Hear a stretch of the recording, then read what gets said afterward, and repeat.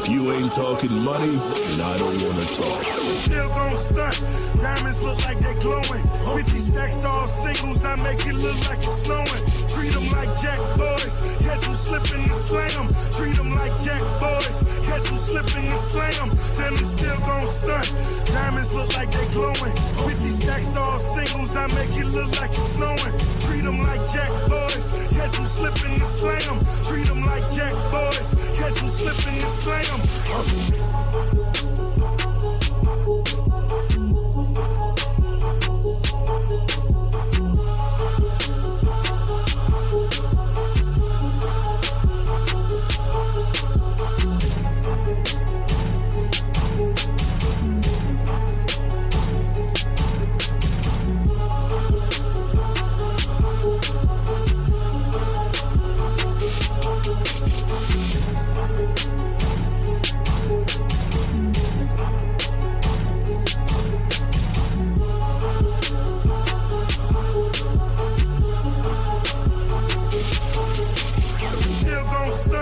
Diamonds look like they glowing. 50 stacks all singles, I make it look like it's snowing. Treat them like jack boys, catch them slipping and slang them. Treat them like jack boys, catch them slipping and slang them. Tell them still gon' stunt. Diamonds look like they glowing. 50 stacks all singles, I make it look like it's snowing. Treat them like jack boys, catch them slipping and slang them. Treat them like jack boys, catch them slipping and slang them.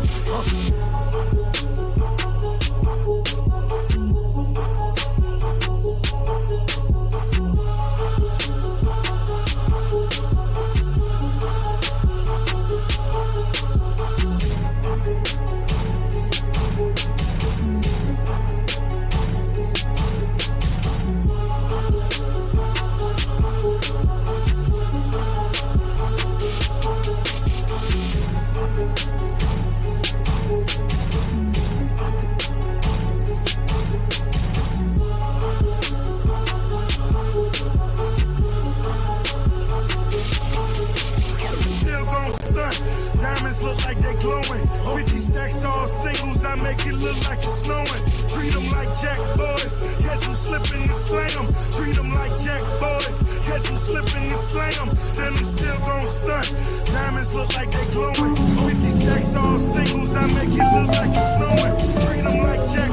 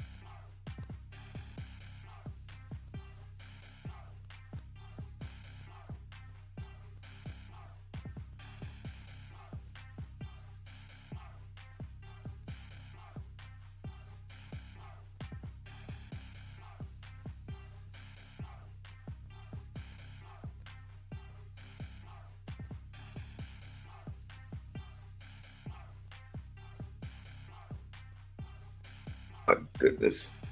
Oh, me goodness. I am so sorry. I was talking to myself the entire time. Welcome to the We-On-Loc Nation channel. I am your host, We-On-Loc Nation, and this is called Whites Are Tired. They're tired. They're tired of blacks. They're tired of us. They are particularly tired. Keep going. They are particularly tired of us blacks. That's what they call it, black fatigue. And I totally get their sentiment. Because guess what? I am tired of black people too. I'm tired of Samboism. I am Sambo fatigued. I am black conservative fatigue. I'm every type of Sambo coonism fatigue that you can ever think of. If you're preferring to those, I get you. But clearly, you've had the foot on the necks of African Americans, American Africans, whatever you want to call yourselves. You've had the foot on the necks for what? I would say decades. But now all of a sudden, you're tired. You're tired of having to carry the weight of white supremacy on your shoulders. You just want to see all of this go away all of a sudden? All of a sudden, you want all this to go away? You want blacks to just go away? Not so simple. You see, this is what's called what's the word I'm looking for, ladies and gentlemen? I'm looking for a particular word, and it's called honkyology. Yeah, honkyology. Honkyology. You merely have the stain of black blood all over your hands, and you are all of a sudden in 2025 tired of black people. Well, I have to say this is merely a reverse racism. How are you tired of us when we have been tired of you?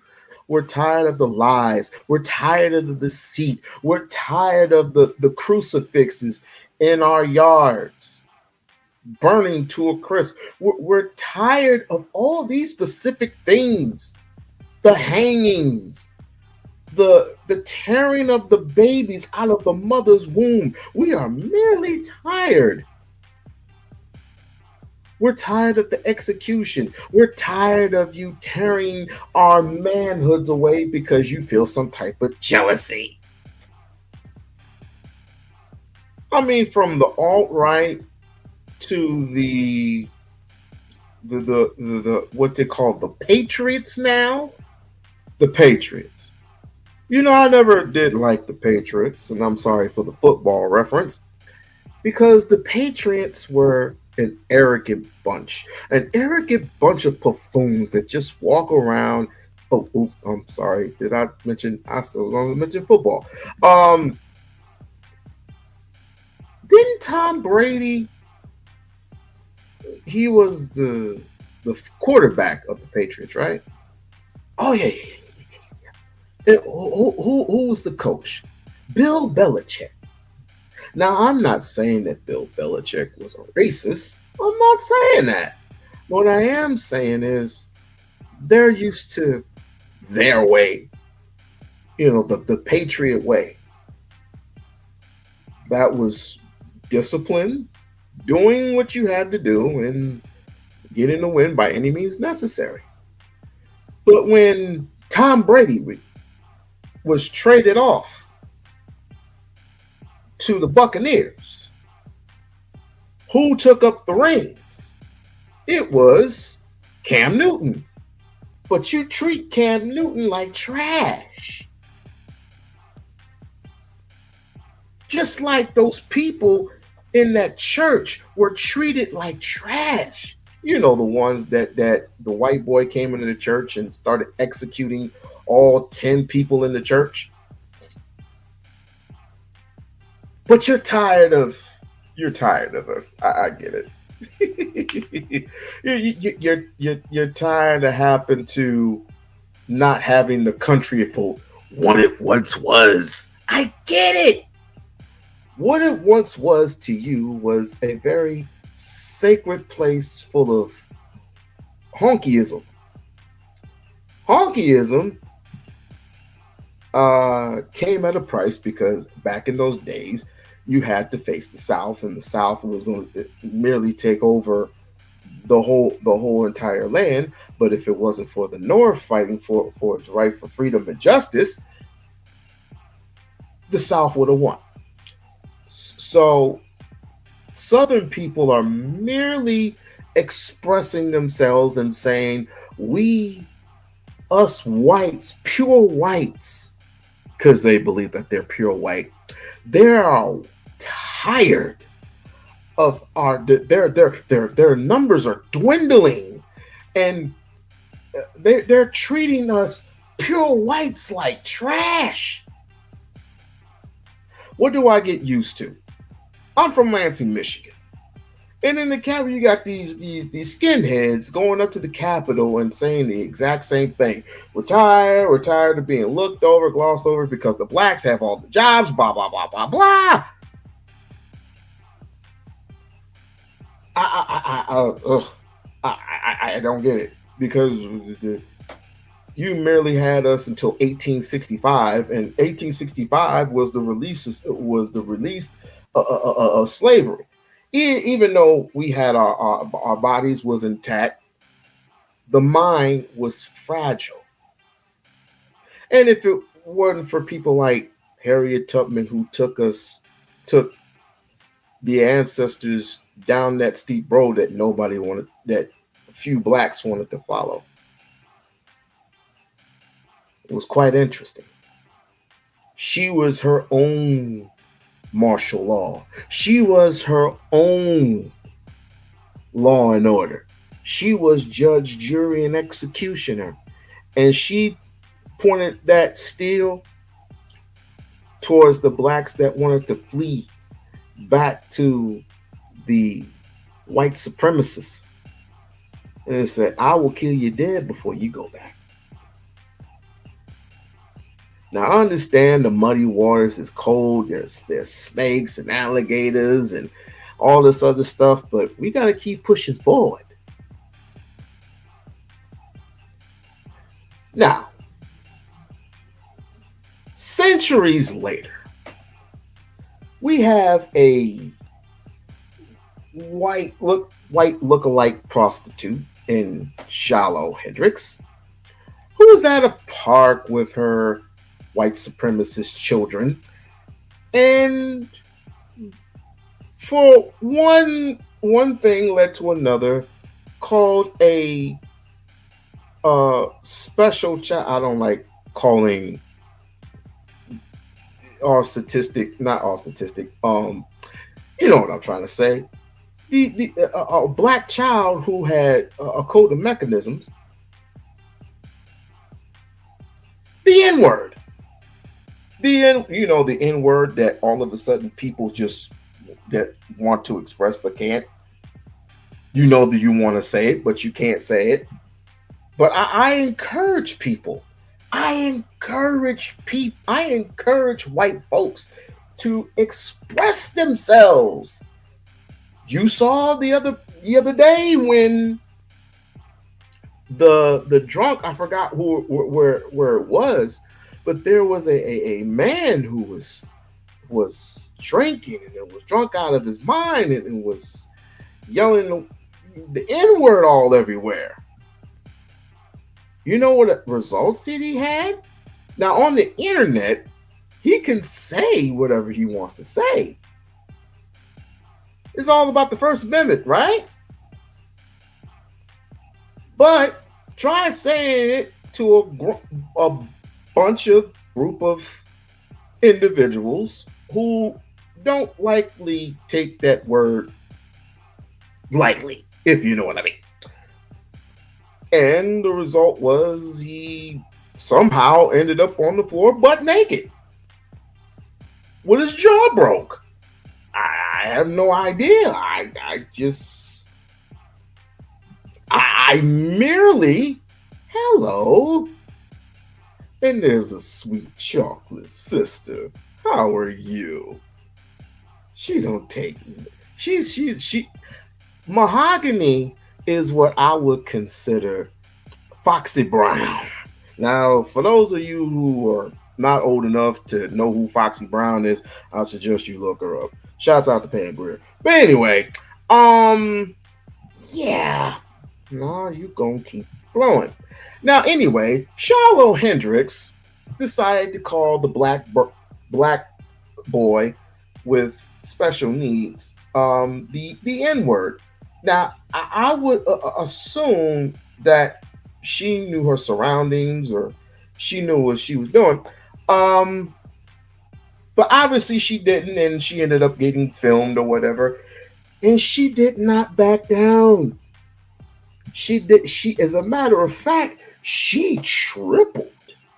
She quadrupled and kept saying it.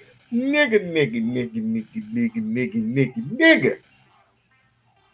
No, we don't have to replay it. We played it all, we exhausted it all day long. You can go back and watch the film. But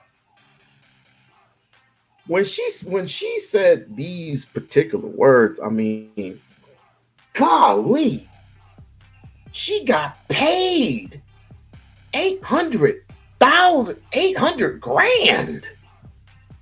800 grand for her. That was her reward. And you know who paid that reward? The same people who put us in slavery. The Christians. Oh, ain't that grand? Now I don't pride because the what we do from here on in, I'm sure that the black community would help us and pay us pay the person that handles business handsomely.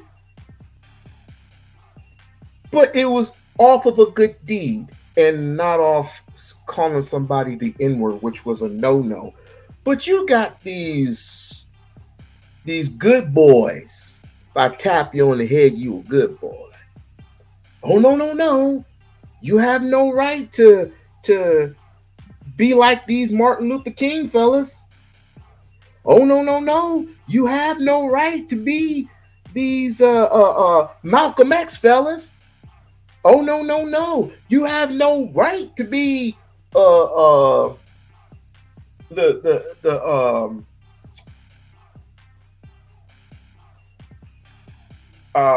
Khalid Muhammad fellas. You have no right to be the Dr. Umars and etc., etc., etc. We want you to be Toby. And some of you are saying yes, massa, to this very day. But let me not tell you. Let me not tell you any lies, because I would not lie to you. I mean, you can observe it for you can watch this for yourself.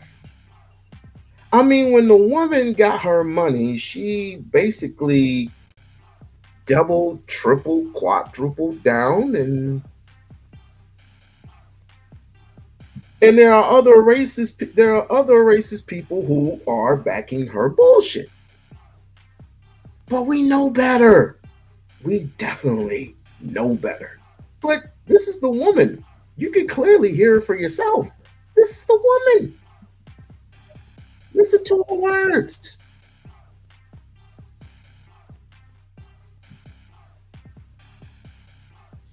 And kind of the aftermath of the park situation. Also, some concerns that have been brought to my attention. There are a lot of people who think that this has all been a scam, that I haven't been getting my money and that it's not going to me. I have got every dime of my money. It's all gone to me. Nobody has asked me for any money. So there's that. Rest assured, all the money has gone to for Saxon Girl, Tom Hennessy, Paul Miller and Officer Bone, Avi, and they really just were kind of guiding me through this time and promoting my fundraiser and getting the word out there about everything that was going on. So I am forever grateful for all of them for that. And then the Avi thing happened where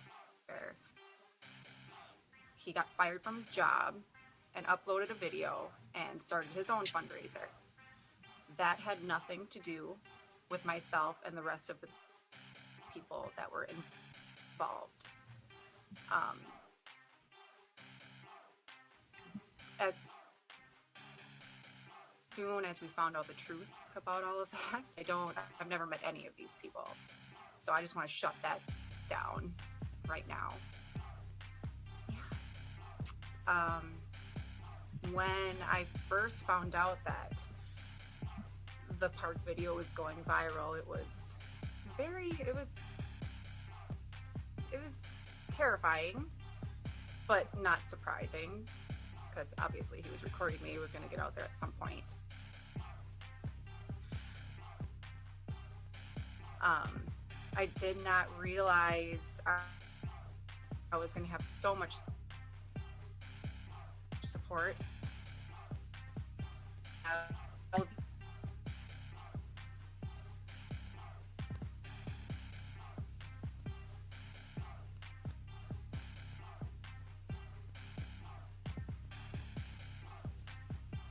Me just kind of needing somebody like-minded to talk to.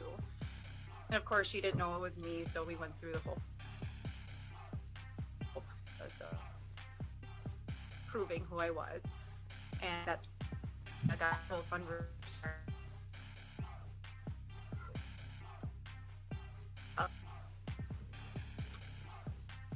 And so that is history.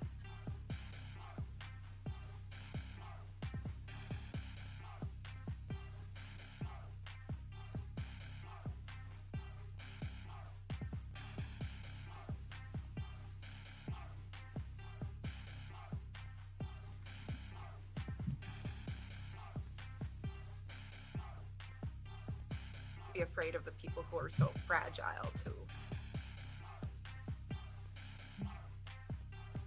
a word.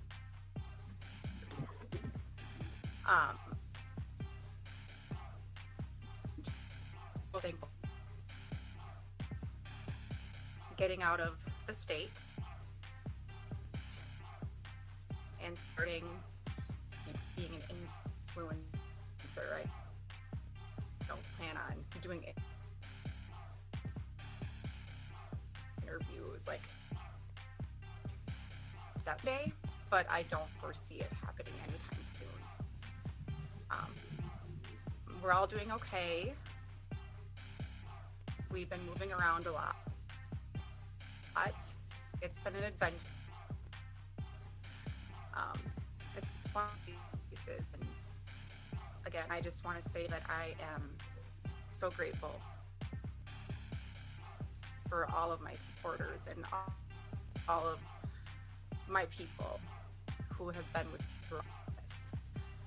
And yeah, I've said anything on here. I haven't done videos or spoken to anybody really. I feel like I was about to clear and just keep you updated with what's going on. And yes. Hi everyone. I'm Shiloh. It's like I said, people are being emboldened, in my humble opinion. A lot of white folks are being humbly opinionated nowadays because they feel like they can't use their constitutional rights to say what they want to say without getting their jobs taken away from them or them getting beat up on the streets. And then they bring up some real bogus statistics and saying that Black people are the leading causes of death in this country. Are you talking about the leading causes of death you tried putting on my people? trying to put on the people with the put on the Indians with the smallpox. You hung us with impurity, put us in slavery, then you take us out of slavery, and then the lynching came. You talking about that, then you try to send us in poverty. You talking about that one, huh? Oh, okay. I got you. But now in 2025, you are merely tired of just not able to continuously beat our brains in without us complaining about it, without us doing anything about it. That's some white supremacist shit for your ass, huh? And I get it. Keep rolling. So now, the aftermath of that started, and then of course we all know the Gaddis story. Lily Gaddis. Now, for those who don't know, Lily Gaddis was this little petite little bitch, nearly from the caves of Jerusalem, I guess, and because we all know that Jesus, Christ was born in the cave of Ethiopia. This little skinny little runt started ranting. Remember, she said, the fake ass niggas and the blah blah blah blah blah. And she got interviewed by Tommy Sotomayor, and of course, we all know that on Sharon's channel. Oh, you ain't think I forget? On Sharon's channel, we literally had a woman and her father. They're weird. They're weird people, but they were on Sharon's channel. Nearly said the N word a multiple 20 times. And Sharon thought it was cute.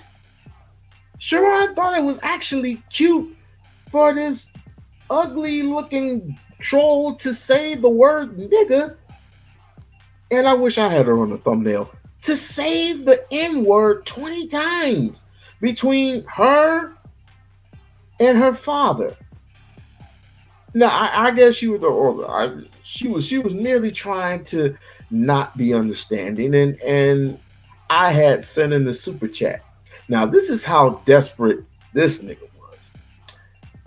When me and Fatty, shouts out to Fatty, when me and Fatty sent in the super chat to put this cracker down, no, he wanted more understanding. He really wanted to just talk, to chit chat, to have a conversation. Why can't we just have a conversation? There's no conversating with these people. There's no conversating. If that was the case, how come when we had our own distributions, our own land, our own crops, our own this, our own that, Rosewood, somebody obviously cried wolf? It's always a white woman crying wolf. And we tried reasoning with logic, and we've gotten crucified for that. Now, if you have not seen Rosewood, I suggest you go see it. It is a very, very true telling movie. These people have no souls, no logic, no reasoning at all. I can't even find the specific words to describe other than devils who these people are. I mean, there are no talking to these people at all. I mean, they want to get you drunk, they want to get you high, and That's all. They don't want to be competitive. There is no competitiveness in you or in them. There is no competition. They are the competition. According to them, they are the end all be all. If you look in the dictionary of the word white, what does it usually say? It says pure, right? Pure and white as snow. What's the opposite? Black. Black, gloomy, tar baby, whatever.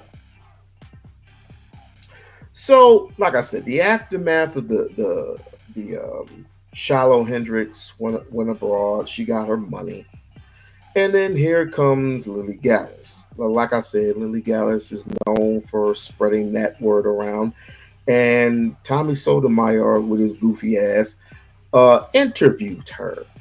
Well, she ended up on Piers Morgan show, and she freely admitted to being a racist.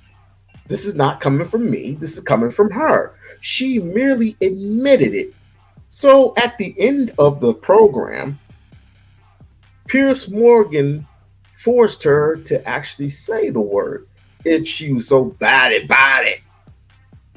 She was about to say it until, of course, there was an episode going on, and nothing against the brother, but yeah, man, we really need to talk, because we need to start growing spines here. It's not like they're gonna do anything to you, but then not knowing that she is banned. By the way, she is banned from Facebook. She is banned from, I think she's banned from IG. She's banned from YouTube. I don't know about Rumble, but I ended up finding her on Twitter. I ended up finding her on Twitter. Oh, hold on, wait a second. Like I said, I ended up finding her on Twitter, and she is literally putting all 10 toes down and telling it how it is. And she has some dog in her. Observe.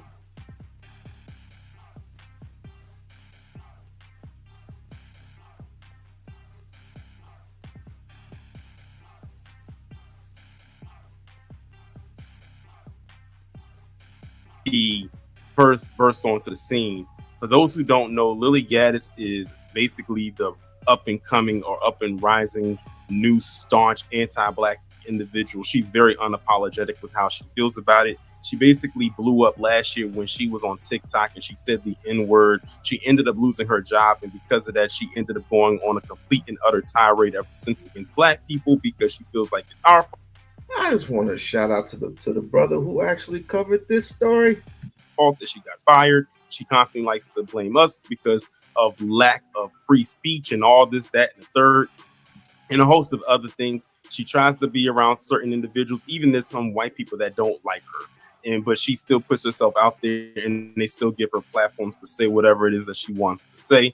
Most recently, of course, she was on Piers Morgan. She was on a panel, and she basically confirmed what we already knew about her, that she is a white supremacist. And it was like pulling teeth with her. Like Piers had to pull teeth in order to get her to say it, and she finally up and just straight up said it. But in this video, we're going to go over this post that she made on May 5th, 2025, and she titled she captioned it, "Blacks love to talk about race war." That in itself is a contradiction, considering whenever we hear about people talking about race war, it's mainly people that look like her. I mean, think about it. Dylan Roof said he did what he did because he wanted to start up a race war. Anytime a white supremacist goes out there and they go and murder a bunch of black people, usually that is what their goal is. And typically that's usually what it boils down to. When's the last time you heard a black person saying that they wanted to go out and start a race war? I'll wait. But they keep trying to put that on to us. And Lily Gaddis is no different. So we're going to go ahead and watch this video. Now, mind you, I have not watched the video. It's fine with it. Hey, better for humanity. But let's go ahead and see what she's talking about on here, which I'm like, again, I'm sure it's a bunch of nonsense. I love the blacks being like, oh, we're gonna get a race war. If there was a race war, you wouldn't win. Okay. And that's another thing right there. They keep saying like if there was a race war, black people wouldn't win. Like they think that black people don't know military tactics or know how to clean a firearm or know how to do things or know the war rooms, so to speak. White people like her literally think that they are the only ones that know how war works. And it's crazy considering they are the ones that have committed most or started most of the wars on a global scale. But they want to say that we're trying to start a race war. We're not trying to start anything. Now, I will say this: if you bring something our way, we're going to respond in kind. You know, that's what. But see, a lot of people like her think that black people are just still in this docile state. But she's saying that for every black person, like every black person is just going to just lay there and take it. That's the mindset she has, and she's not the only one with that mindset. First of all, you might have plenty of guns, but you don't know how to shoot them. You think this is how you shoot guns. You think this is how you shoot a pistol. That's not. So that tells me right there who she's been watching. So Lily Gaddis, you out there watching rap videos and hood classics because you see that's how. See, she's getting her intel from watching television or watching movies. She doesn't know that there are a lot of black people that know how to properly hold a firearm, whether it's a handgun or an AK or an AR. But we know what she be watching. She be watching the Ebony section of Tubi, or like we call it the hood classes of the 90s, like Boys in the Hood, Menace to Society, and all movies like that. But that not every black person holds their gun like that when they're shooting. But that's her mindset. That's where she gets her knowledge of black people. And honestly, that's how a lot of white supremacists think. They get their knowledge of black from seeing something that will show us in a degenerate or a negative way. And they automatically think that's how all of us are. I know you saw that in a movie and you thought it looked cool. What did I just say? She said, I know you saw that in a movie and thought that looked cool. Lily, that's probably what you were watching, and that's why you imitated it in that way. Because how would you know that unless you watched it? That's what I'd like to know. And you saw your favorite fucking rapper doing that, but that's not how you aim and shoot a gun. The only reason blacks have not exterminated themselves in the hood, because black on black violence is insane and through the roof, is because they're such horrible shots. Oh my God. See, this is the part, and see, let me just say right now, before anybody says it, don't come into my comment section saying, Torian, you should debate her. Why would I? She's a lost cause. Okay, she's already made up in her mind that this is how she is. There will be no point of me debating her. None. All it would do is give me a headache. We aren't even a minute in, and she has said a bunch of nonsense already. Because she throws out a bunch of propaganda and seeing what sticks. And the thing is, this is how she got famous, by saying the N-word. This is literally her claim to fame, her saying that word. And if you go through her timeline on Twitter, she posts that word any chance that she gets, whether it's with the A or the ER. She, like I said, she even boldly said it right there on that panel with Piers Morgan, and she has no shame in it. Because that's how she got famous. That's how she blew up. That's how she got propped up, and by the usual suspects. And then they started finding some stuff about her, and then they tried to drop her like a bad habit. But the thing is, they pedestalized her, and now she won't go away. Like I tell you, it won't be our job to get to, shoo her away. It's going to be on them because they're the ones that propped her up. They are the ones that brought her to the forefront. And now they can't silence her. She's always popping off at the mouth, and she's always running her mouth. Do you know how much stuff I had to scroll through just to get to this video? Because I thought I had bookmarked it. I had to scroll through about 30 posts just to get to this one post that she posted on the 5th. It is the 9th. That just shows you how much she talks on Twitter, because that's the only platform that will have her. Because I don't think she's on TikTok anymore, because that's where she was at. But then she came over here. on Twitter, and then now again, this is who they propped up. And again, she also is a heavy supporter of Shiloh Hendrix. She believes that she had every right to do what she did. Just go look at the Piers Morgan interview. She felt that that woman had every right to do what she did and say what she said to a child. To a child. This is Lily Gaddis in a nutshell.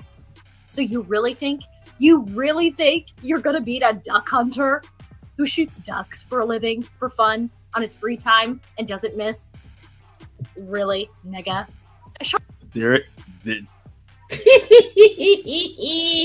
When she says that word, I just laugh.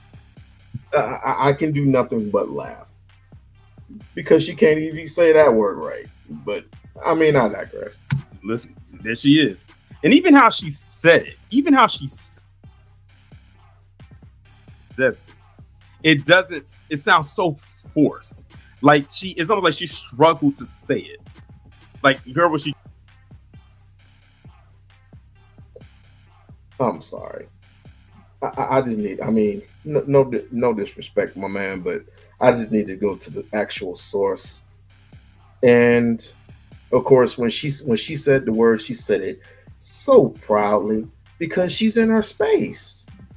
She should have every right in her little domain to say what is on her mind, and she said it. And she felt real good about herself. You know what I mean? And I want her to feel good about herself. Really? Because the computer generated dream world that she is living in, she is safer than a birth control pill. Okay?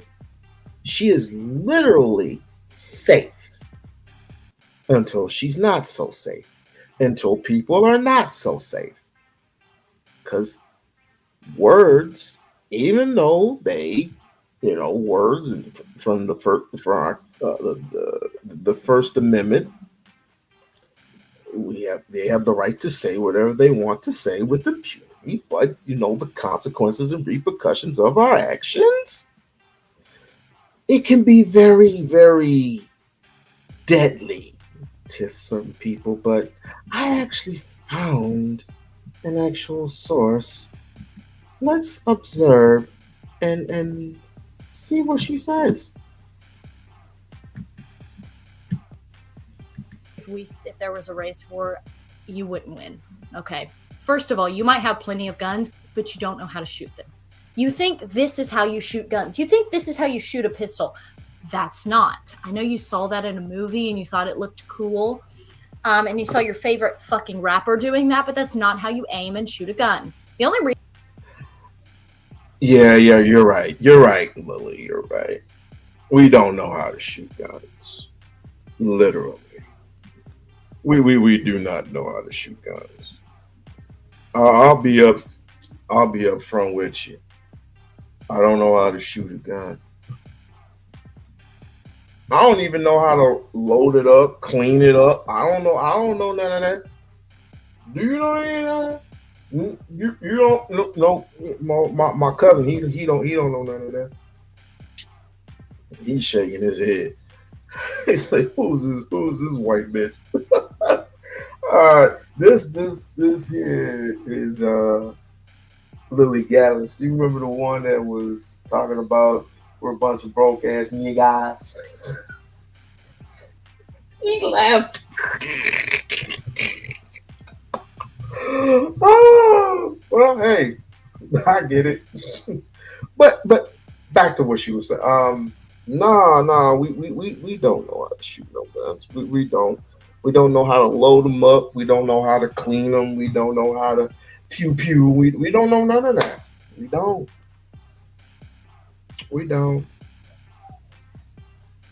So we're cooked, I guess. We're cooked. And blacks have not exterminated themselves in the hood because black on black violence is insane and through the roof. She cooking, y'all. I guess we fought with sticks. Because if we didn't know how to shoot no gun, I guess we was fighting with sticks and fireworks to make it seem like we were pew-pewing in the neighborhood, I guess. We don't even know how to fight either. We don't know how to fight. We didn't take no martial arts. We didn't take MMA. None of us ever joined the military. I guess she has a point, y'all. I guess she has a point. Because they're such horrible shots. So you really think you're gonna beat a duck hunter who shoots ducks for a living, for fun, on his free time, and doesn't miss? Really? Nigga. I shot a water snake.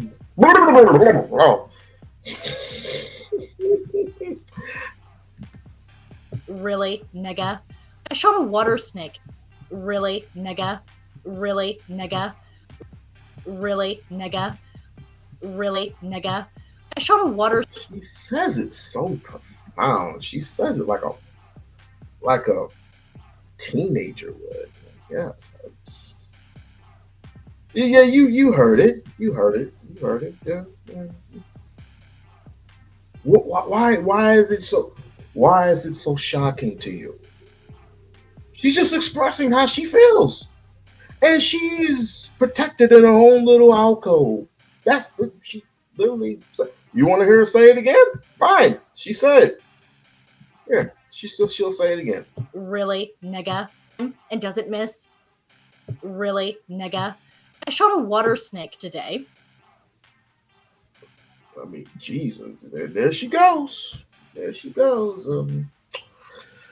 I literally, oh my goodness, the freedom, the court systems, and boy, oh boy. But I mean, what do y'all think? I mean, I'm just a 44-year-old who is out of his league right now. I guess. Quite frankly, I was wrong to assume that, you know, white folks were, you know, the cream of the crop, the cream of the crumb, however you say it, versus us blacks who are literally lower than scum. I mean, I was just assuming that they were tired of beating on us for decades and centuries, and, you know, taking our land and our names, our actual real names, and just gave us these European names and took away our language, our history, and shit like that. You know, there wouldn't be no black love with you know what I'm trying to say here, but you know, she's literally proven that we're just a bunch of dumbass niggas that don't know anything, don't know how to shoot. But I think that's where black love comes from. It comes from sacrifice. It comes from pain. It comes from anguish. It comes from torture. It comes from all the shit that we have been through for centuries. Even though those who act nearly like not themselves, I would call them Sambos, but even those who haven't actually had a taste of racism in this country, you felt it. And they didn't want to feel it because they were scared. They were scared to death. They're a bunch of cowards, a bunch of no nonsense, logical having ass Negroes who would literally tattletale in the moments. In the blink of an eye, you will see them run to their run to their bosses, or run to CNN, run to Fox News, anti-nails, run to anybody white, Sean Hannity, a Sean Hannity type white person, and would tattletale and say, these people are disruptive to our community. Sad. Of all the killing and all the destruction, our people our people have done to one another.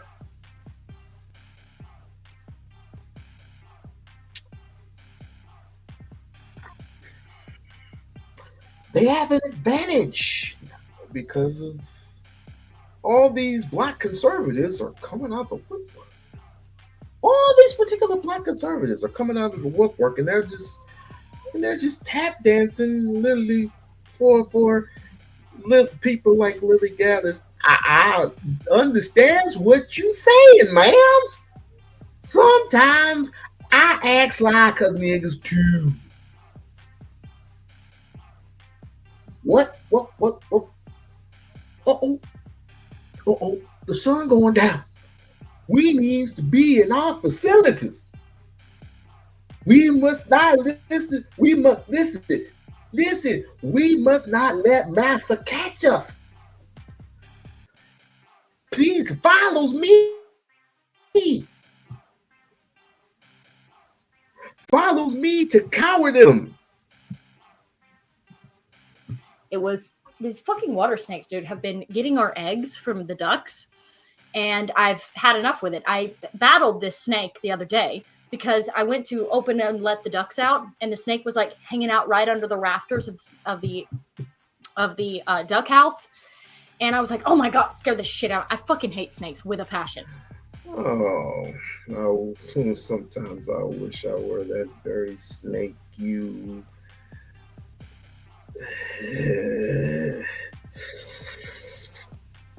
You know, in the Egyptian days, snakes were made and designed to heal. Now they're just designed to kill and destroy. Just imagine. No, let's not imagine that. Just snakes too. But I went there and I'm like battling him. So I got the hoe and I'm like trying to get him out there because he's like stuck and he's hanging on, and I'm like fucking battling with this thing. And I finally get him and throw him, and now he's back. He's fucking back. Not anymore, baby. He's gone. He gone. He gone. Goofball.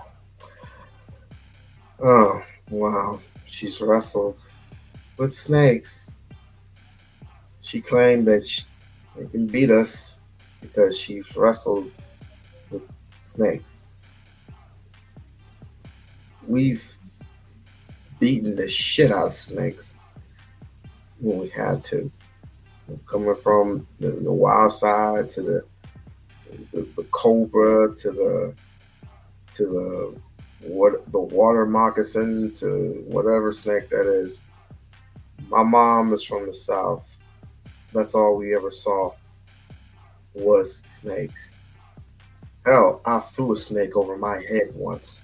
Didn't even realize it was a snake until I literally caught it when I was going fishing.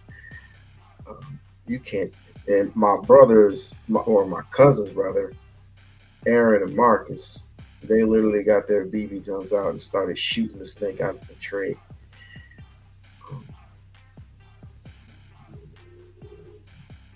Hunting is what we do.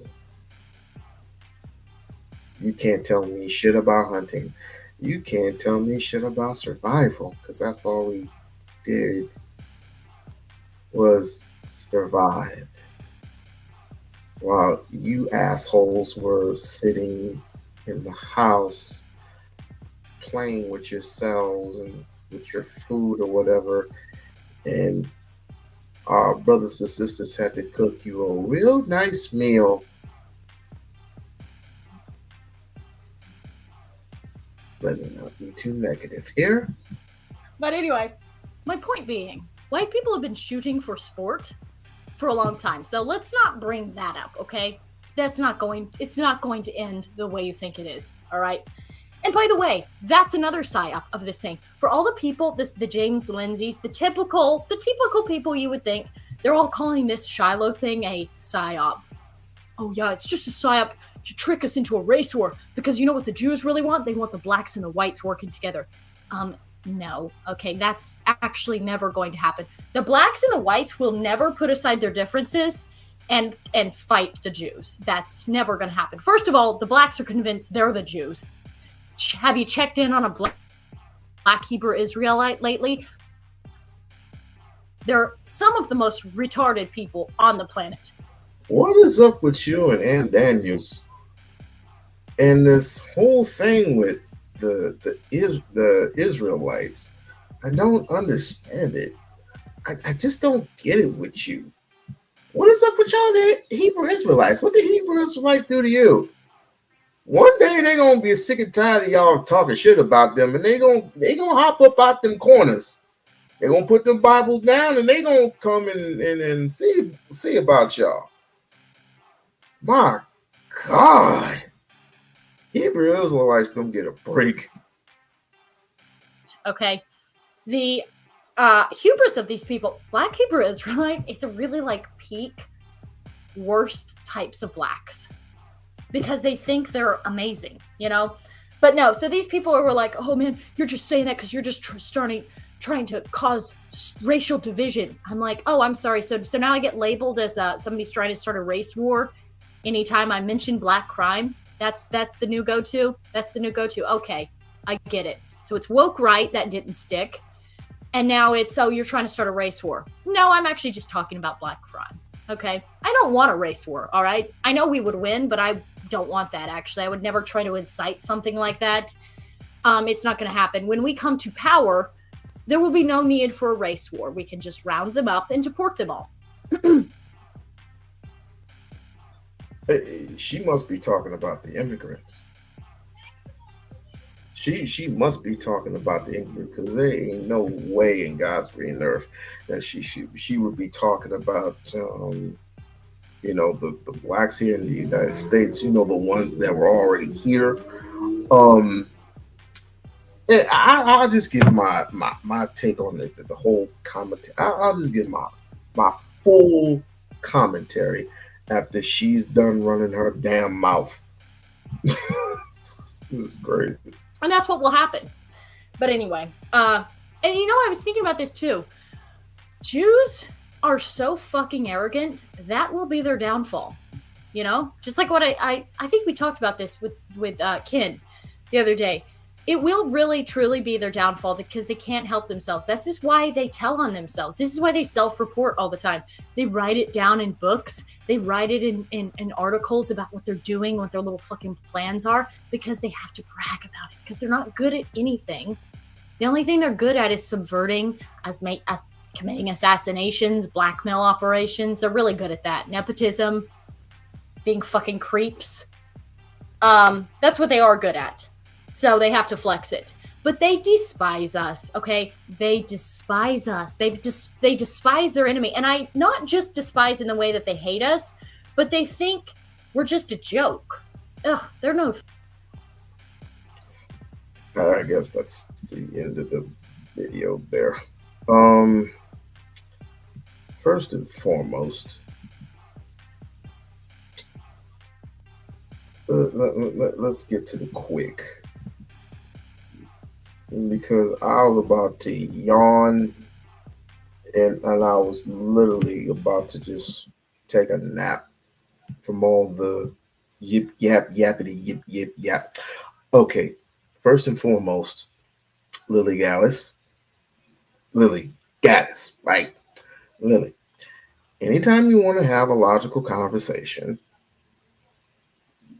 we can. I try my best to not wanting to appear to do the matrix and just come through the screen and choke the shit, the snot out of you.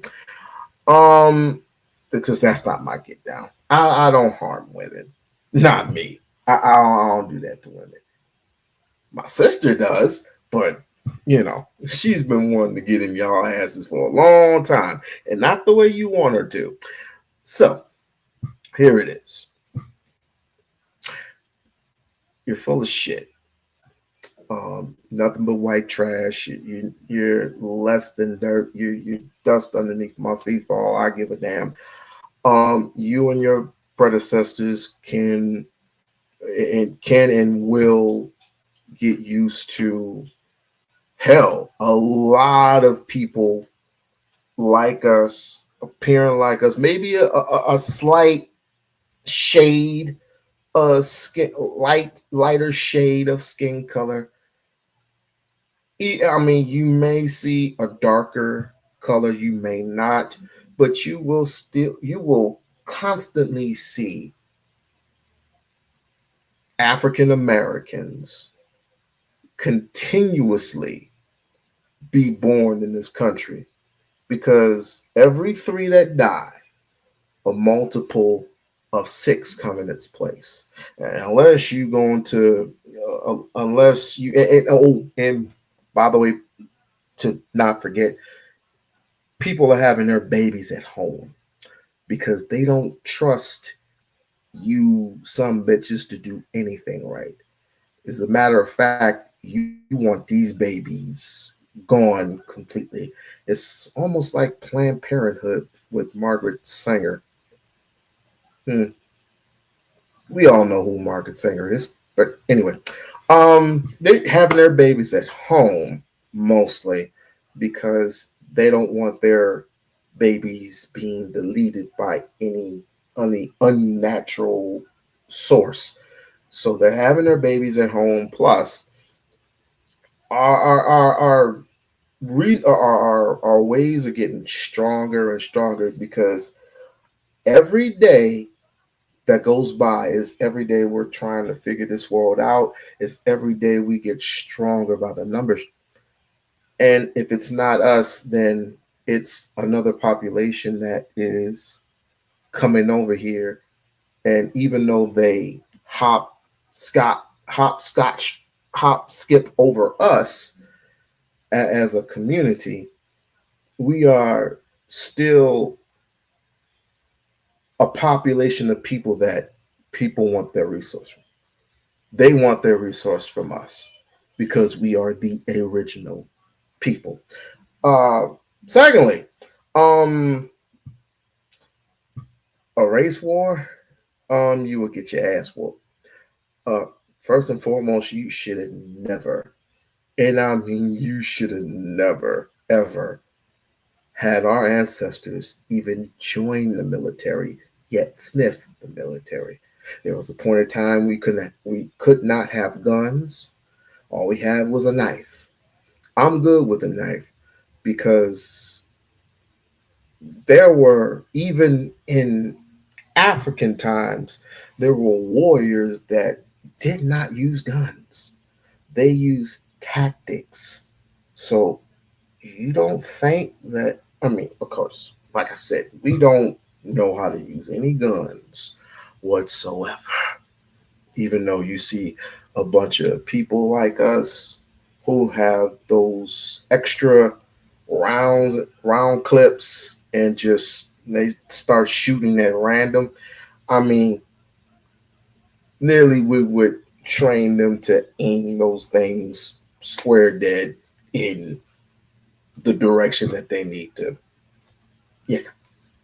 But let me not get too violent, because YouTube, as white as they are, they clearly have the the guidelines. So I don't want to skin past that.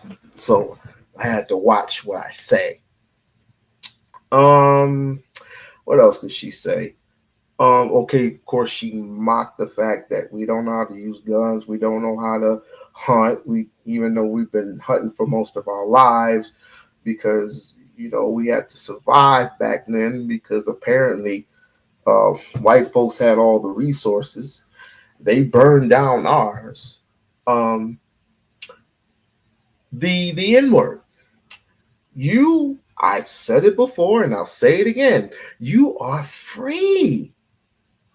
And it's not just Lily Gaddis. It's pretty much every white person. Every white person can go ahead and say it with impunity. Go ahead and say it. You know what? I'll say it with you. Nigga. See? I said it. Now you go ahead and say it. Say it with. Oh, you already said it, nigga. You know, millions of people are watching you, including my people, nigga. Oh, and don't worry, don't worry. You got backup because you got Sambo. You got the Sambos. Literally, they got your back. Don't worry. They got your back. They got your back. Don't worry. They got your back. Just say anytime you're on Piers Morgan or you're on CNN, you're on Fox, go ahead and just let that hatred just flow out of you. Just let your hatred flow out. I mean, I don't understand why you're banned from all these applicants. I don't know. Are you banned from YouTube? Because me personally, I would love to interview. I would love to interview you. I'm not violent. I'm not violent by any means. I am an understanding person. So, what else does she have to say?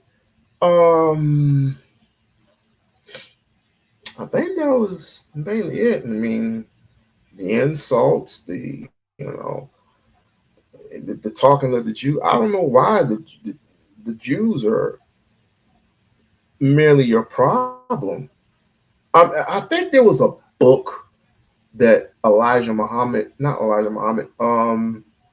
Louis Farrakhan referred us to reading a book, The Blacks and the Jews. I have to read that book and how the Jews and the Blacks are dynamically powerful in their own little way, right?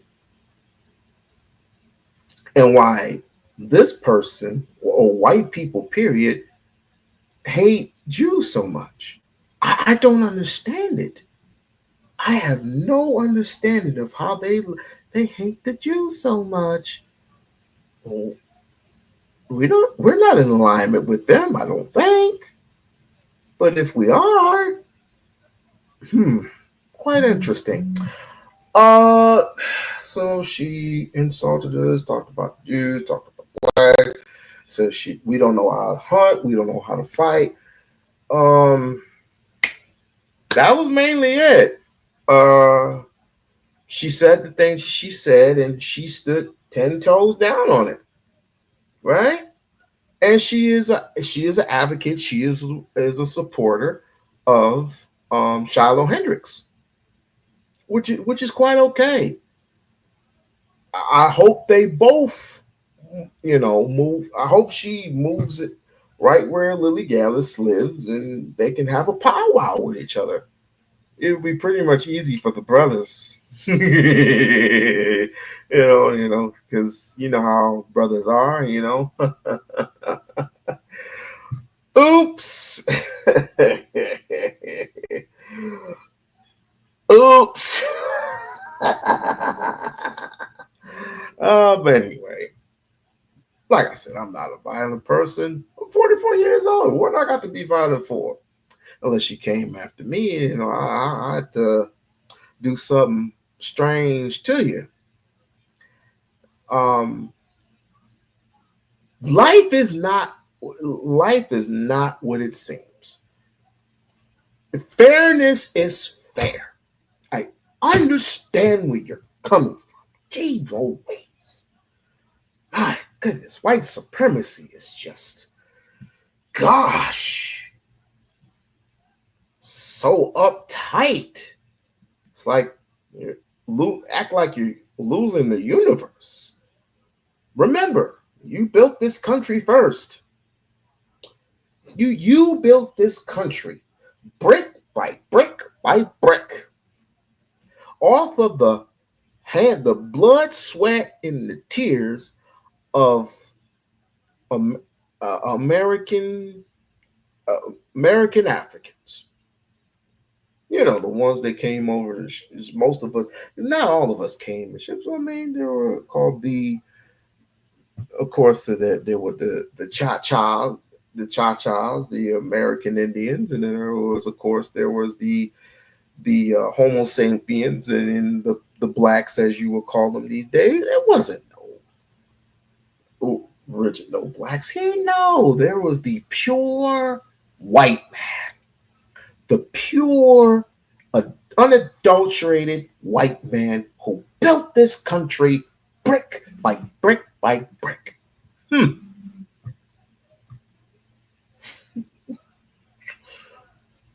Well, if that's the case,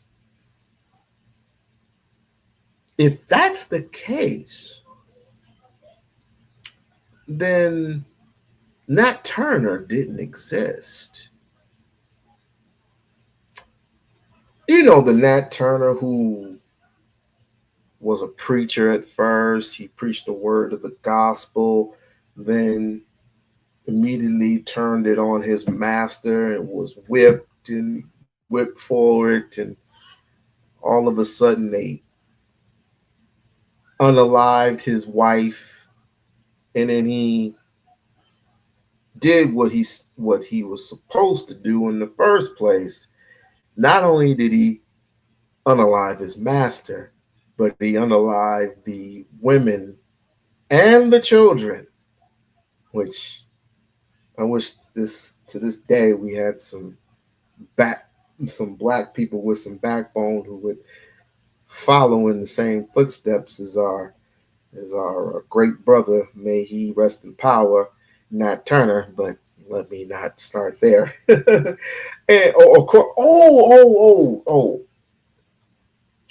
I did hear her say, Lily Gaddis, I did hear her say that I did say that we couldn't fight. I know I'm acting like Reese Waters. Shouts out to Reese Waters.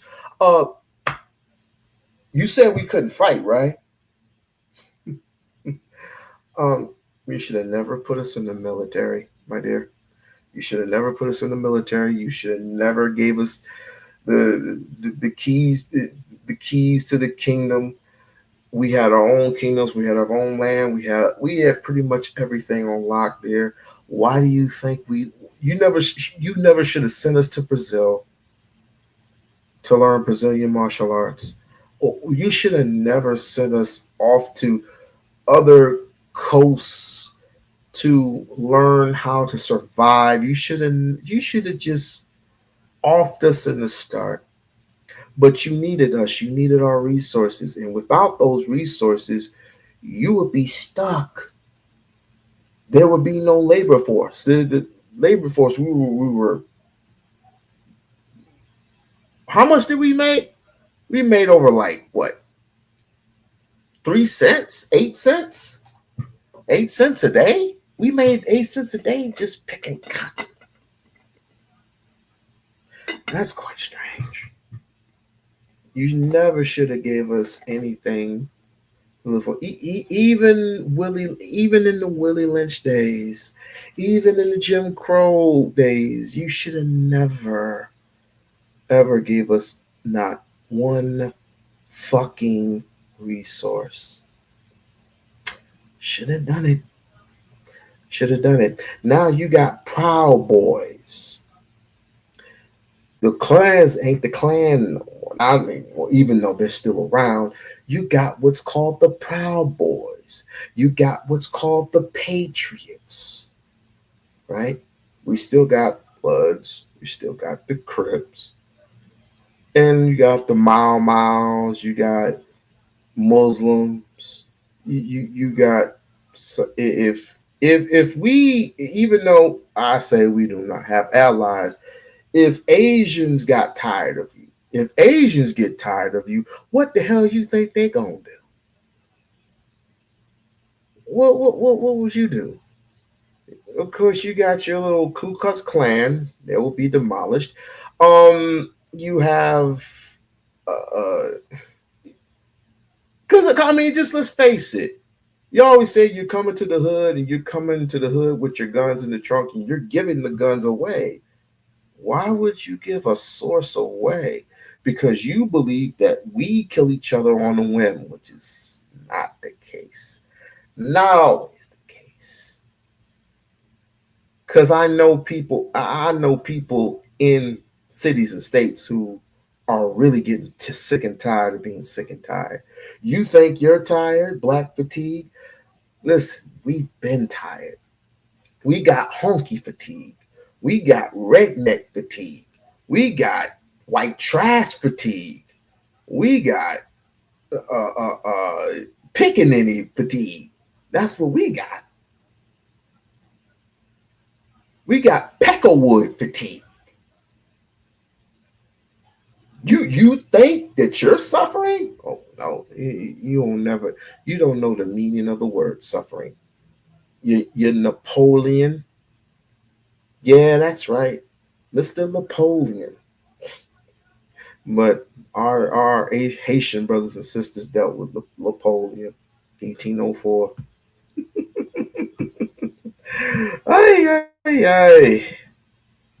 But I mean, if you're ever free, Lily, I am around. Now, this next bum, or let me start with the news first. And you remember when I told you about the Proud Boys? The Proud Boys that are literally, I think this came out like last July, something. I could be wrong. But there's this new group of white supremacists. They're called, I guess, white nationalist, the Patriots, or whatever you call them. Let's check it out. Let's observe. Than I can tell you. It is not honorable to recall their, it is not honorable to recall their sacrifice while forgetting that country for which they fought and died.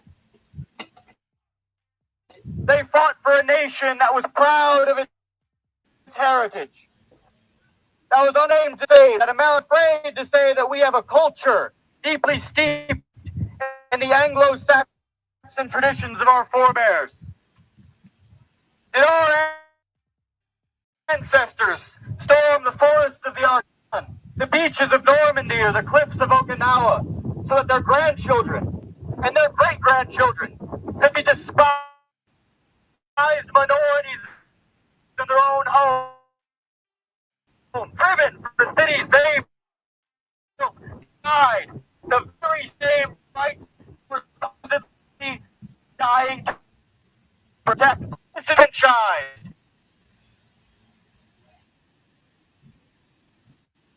Rally leader Thomas Rousseau giving it about white people being oppressed. Not for a movie. Kevin Costner's not directing this one. This is people really got. Where do these people come from? Dressed up in the hot sun to perpetrate this lie. Tell you more about it. 150 mass white nationalists march through Kansas City. Boy, they're quite orderly there. She practiced a lot. This is Kansas City, Missouri, Saturday, flooding downtown with Confederate flags, upside down American banners, and chants of life, liberty, victory, and reclaim America. Brazen pop-up rally, they're calling it, that alarmed residents, drew fierce condemnation from city officials, and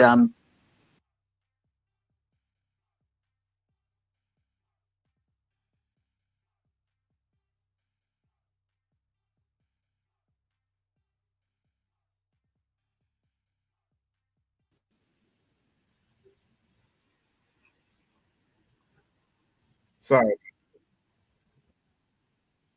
Oh, damn thing closed for some reason. white nationalist group, Patriot Front. And music starts playing, it's this coordinated thing. Well, this was coordinated for racist purposes. So it's a pop-up rally. Demonstration held on the public grounds surrounding the National World. Don't wear my blue shirt. Okay, I really would be.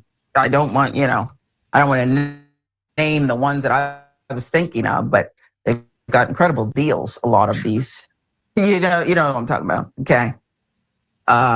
The blue shirts, the masks, everything. It's just kind of ridiculous, right? Like these people, I don't know. I always, every time I see racist people, I just think that these are stupid people. Like they just seem dumb to me every time. I know I say that every time that we do a story like this, but that's just what I see. I just see people who are just emotionally immature as well, right? This revisionist history that you mentioned that we heard coming from them too, that was so interesting to me because I really believe that studying history is wildly important, not just for the individual, but for all of us, right? I think it teaches humanity and empathy. It's like a psychological examination of what humans are and who we were and what we're capable of, both good and bad. And obviously it informs us of if certain things happen first. The study of history is pattern recognition, right? You're looking for similar things. You're making comparisons all over the place. And you're seeing that a lot of human history is very, very repetitive, right? Nothing that's happening now is unique apart from like the very modern technology and on which all of this is happening. But the humanity of it is not unique. Humanity? What help me to understand something. If it weren't for God, these people would not be here. I mean, why we keep constantly sugarcoating and gaslighting these things on a whim, and we're letting these people get away with murder? Oh, I got it. I get it. We don't own the land. We don't own any properties or anything like that. None sufficient. And even if we did own a little bit of something that is of a relevancy, then of course we would possibly sell it off or whatever. Understandable. But here's the thing: do we have to constantly keep getting treated like cattle? I would in my lifetime, I would just love it if people would just give up and say, here's $60 trillion. Do whatever it is that you will, and or we'll give you 13% of the land. Whatever's left of the land, we'll give it to you. You can do whatever you want without any interference from us. That's what I would prefer. However, because of the simple fact that they can't let you go, because you are a very important piece to their project, because their numbers are dwindling, and that's one of the reasons why Donald Trump did what he did and bring in the South Africans. They want to get rid of the Mexicans, but they want to get South Africans over here, and it's not for the simple fact that they're getting their farmlands taken away. Oh, really? You talking about those same farmlands that the white South Africans took from them? You're talking about those people, huh? And the president of South Africa, great job. Do more. We should be supporting the person from the president of South Africa, plus the army, the soldier. I forgot what his name. I think his name is Abraham Traore. Abraham Traore. I must do a case study on this brother, because didn't the same brother get rid of the French? I think there was the same brother that got rid of the French, imported free healthcare and free education. Over here, we can't even get ice cream for free. And I hate ice cream. I can't even go to an emergency room without paying $250 just to get a little Band-Aid put on me. And by the time ambulance, they cost like $4,000 if you're on an ambulance. Something incredibly ridiculous. And Cuba is pretty much the same way. But nobody liked Fidel Castro. You remember Colin Kaepernick when he wore that Fidel Castro shirt and he had on a Malcolm X hat? Boy, were they ever mad at him. You know, he killed thousands of white folks. Oh, you mean the white Cubans over there? Yeah. I mean, it gets interesting. It gets interesting because the things that Donald Trump has been promising farmers, he's doing the exact opposite. And all the things that are happening now, do you think that is benefiting? It's not benefiting from. I said it the wrong way. Do you think that who is it going to be a big problem for? Is it going to be a big problem for blacks, or is it going to be a big problem for whites when it comes to what Donald Trump is doing? Donald Trump is doing a disservice to farmers, and giving the 1% a lower tax cut.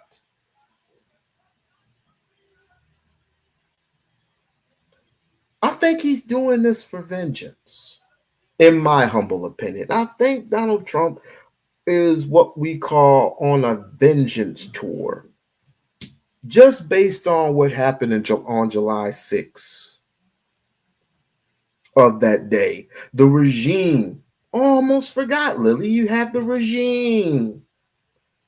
Hopefully they don't trip and fall into some landmines or something like that. Oh, you didn't know that Negroes are capable of making their own shit, but we're not supposed to be talking about war. We're not supposed to be talking about things like that. I think most people are better off for studying history and then delving into the actual stories of the people who were involved in all the, here who despite good, they will interpret things based on their own existing beliefs, prejudices, and they'll see everything through that racist. From who, right? They want victory over who? People are so they're disenfranchised. It really, puts into perspective that all of these things as the disenfranchised, then I don't know what to tell you. There's nothing that any of us can say to convince otherwise.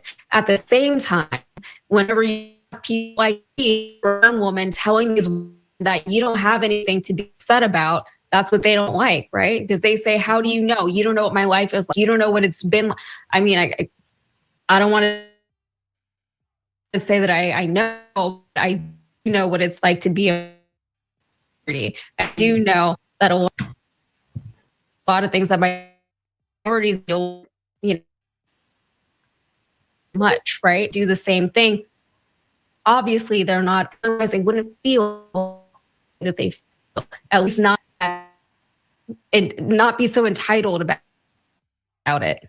So, yeah, I wonder what these to remind you that we're here. I don't know. We know you're here, boo. I mean, I do think that they feel some type of way. I do. I don't doubt that they feel disenfranchised. I don't doubt that they're afraid that the landscape of the world that they're used to decades, but I can't, and that is a reality because that's just life, so just grow up, deal with it, and find your new place in this new world that we're all living in. I mean, I wish it were that simple, but needless to say, they're going to find something to bitch and complain about. They're going to find something to bitch, complain, and moan, and bitch, complain, and moan. Black people don't care what white is tired of. We have been tired of the evil racists for 300 years. I assume that you're black. I assume. And pretty much, you're right. You're absolutely right. Because, how is it that I asked this question? How is it that you're going to get tired of whooping our asses? All of a sudden you're tired? I guess that's one of the reasons why you're trying to invent ways to go to Mars, right? You're trying to invent ways to build a Voyager. I think it's what's called a Voyager, and you're going to use Elon Musk to build this Voyager. On top of that, this is going to be like a $6 billion project or some shit like that to go up into outer space. From here on the Earth on up to outer space, and we're going to be paying for it. Really? Just like that, like the Air Force One, Air Force One plane or whatever. You didn't even think I forgot about that, did you? So you're gonna make this thing bulletproof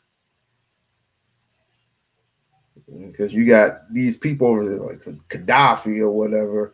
You have a healthy fear of them blowing you off the sky. That's because you're going to be violating their airspace, you idiot. But you want the Americans, including myself, to pay for this outstanding airplane. This outstanding airplane that you so forcefully like Americans to build, just like you built the wall, right? Which these Mexicans just come pushing right on through. I mean, it's a joke, but I can't necessarily fully blame Donald Trump for this. I blame the people who put him in there. I blame the people because you know what? These particular people, they don't have to deal with the real world. They have their own world. They have their world living outside of the world that we're in right now. That they don't have to deal with the whole politics, the whole politic thing. They don't have to deal with a lot of the animosity and the fight, the fussing and the fighting and the gentrification and all this other shit. They don't have to deal with none of that. They don't have to deal with the negativities of this world because they're living in their own little world. And they're watching you burn, but you keep contributing to your own demises.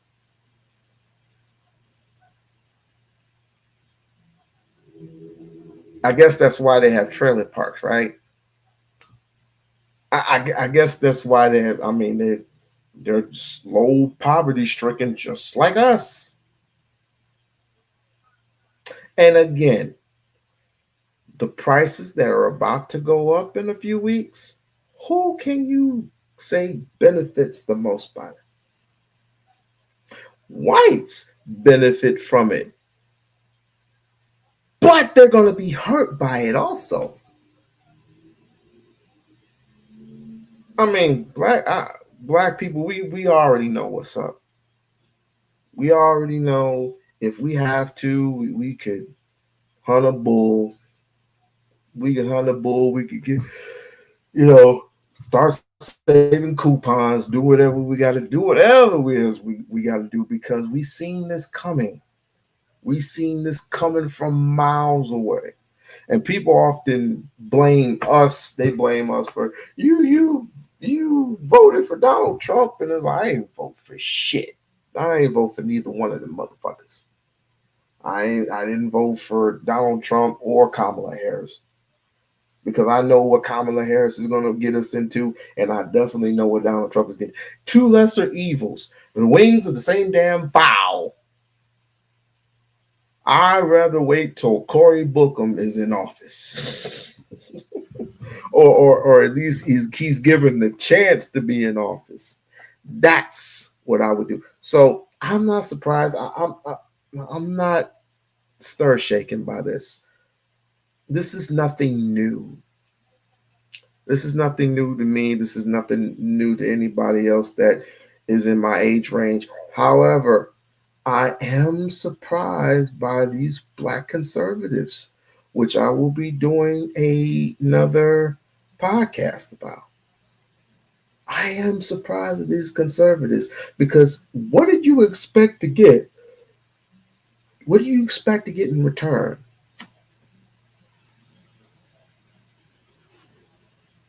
What do you expect to get? Nah, not really. Not really. I'm tired. I'm tired of black on black crime. I'm so tired. Why do I have to be called a coon? We're coons because we want better. We'll go over there then. I keep telling you, get the hell out. Just go. Go. You claim you want better. You can't have anything better than this. But you think that the grass is greener on the other side? Go. Bye. Good luck. You don't want to support any. You don't want to support me. You don't want to support anybody else who's doing some positive shit anyway. So just go about your business. Go about your business. And when those white folks turn you out or them white folks turn away from you, don't bring your black ass back over here.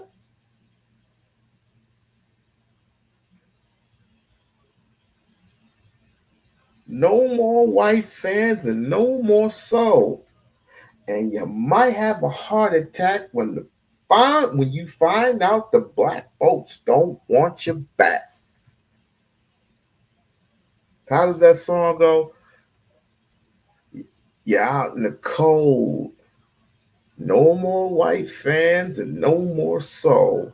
And you might have a heart attack when you find out the black folks don't want your ass back.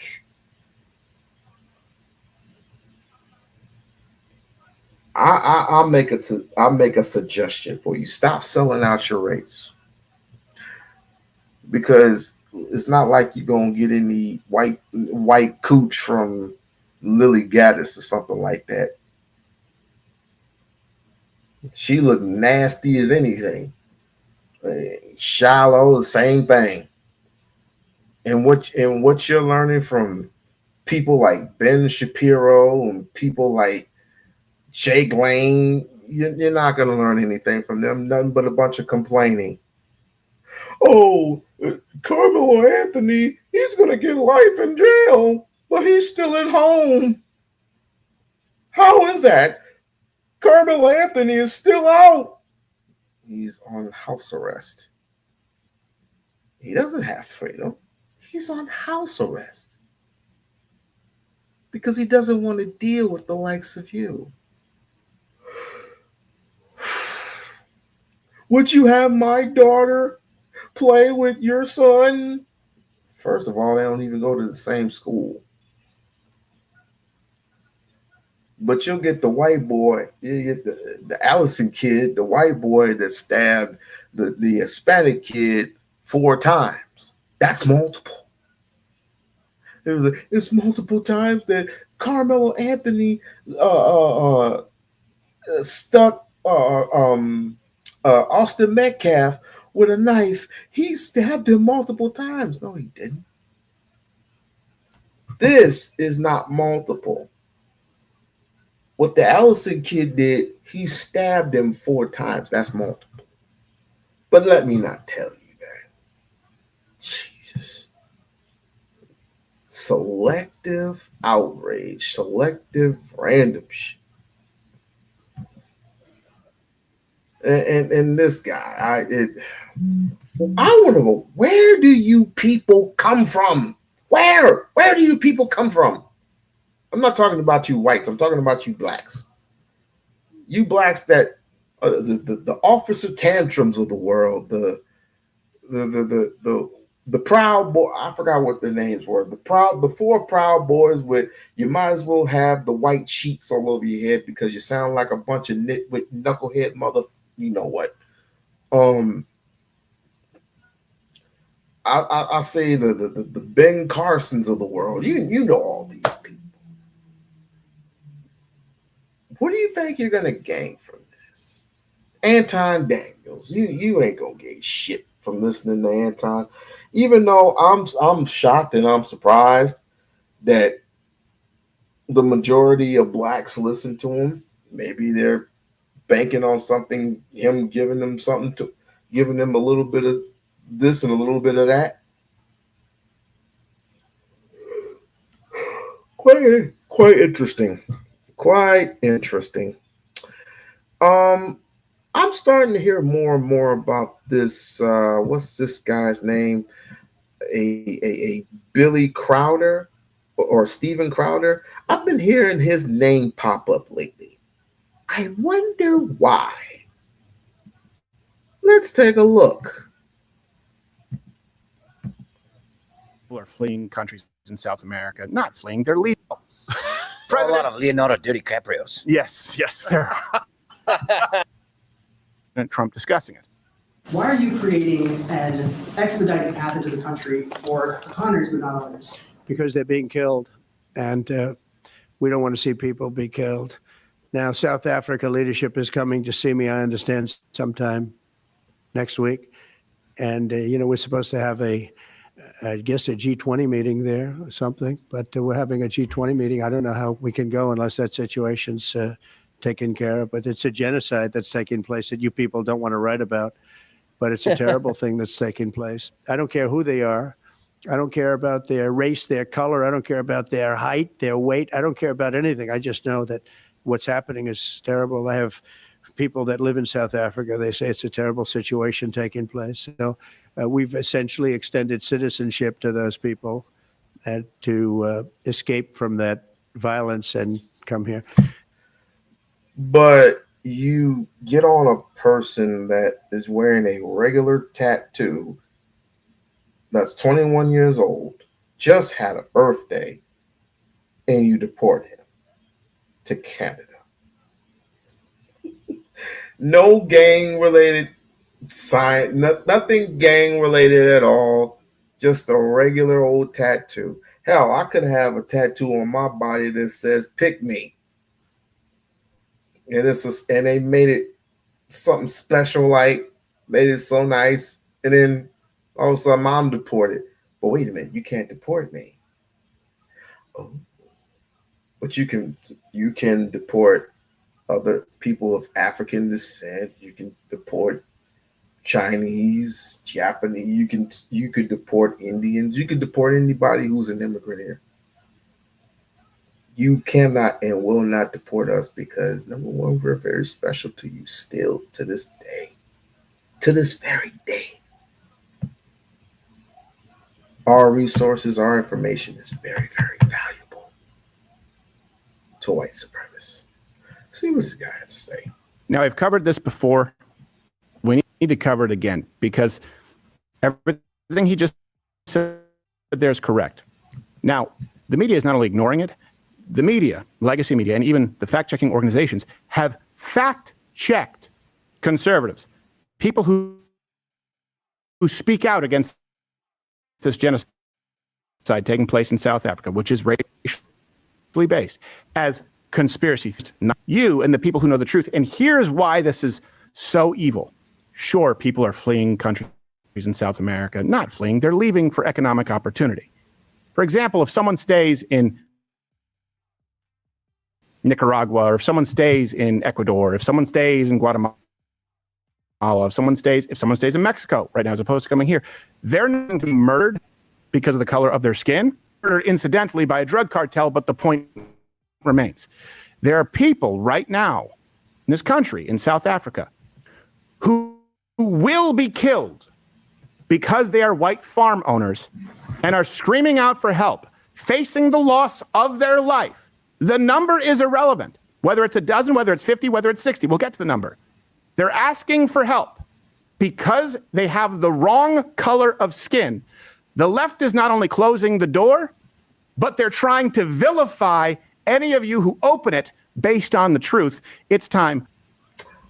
He's talking about those same South Africans, the white South Africans that, like I said, took something that didn't belong to them, and all of a sudden we want it back, and they feel threatened.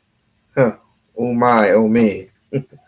Guess what? When I want something, I'm getting it back. Let's continue. For the latest installment of Claim Truth.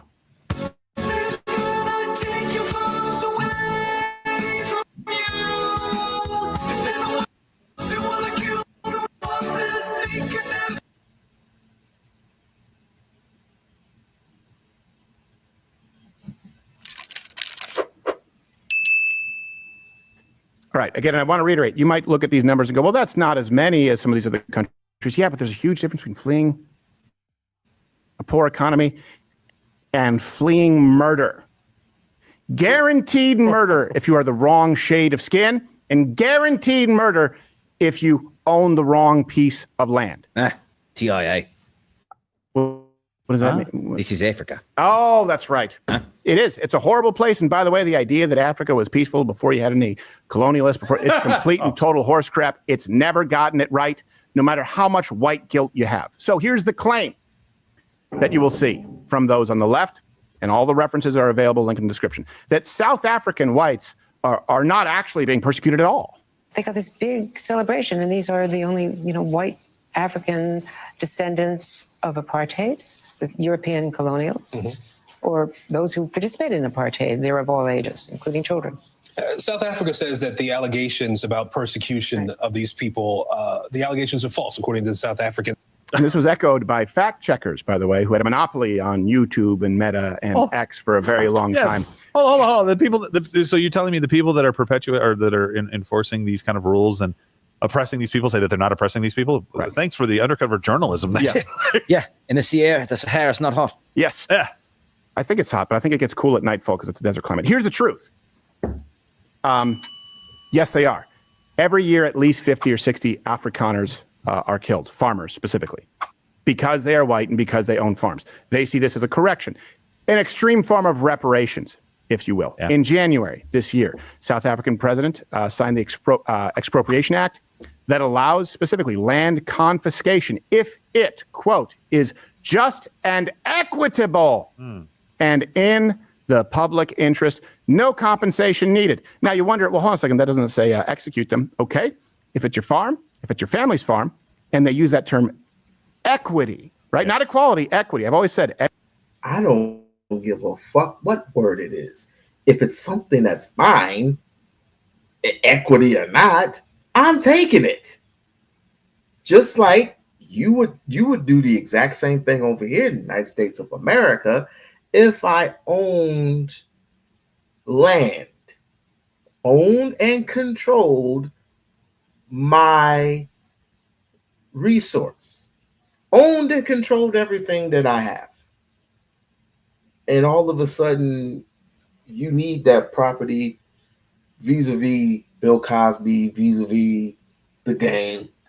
You took their houses for a specific reason.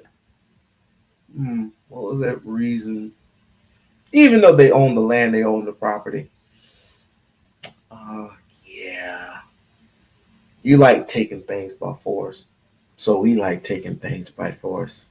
I mean, it's an even fair trade, right? You aren't getting hurt. They just took the shit from you that didn't belong to you. Anyone, you can support equality or equity. You can't support both because equity is ensured outcomes. So in this case, the government says, well, we have to ensure equity and we don't have to compensate you. Okay. How do you think they do it?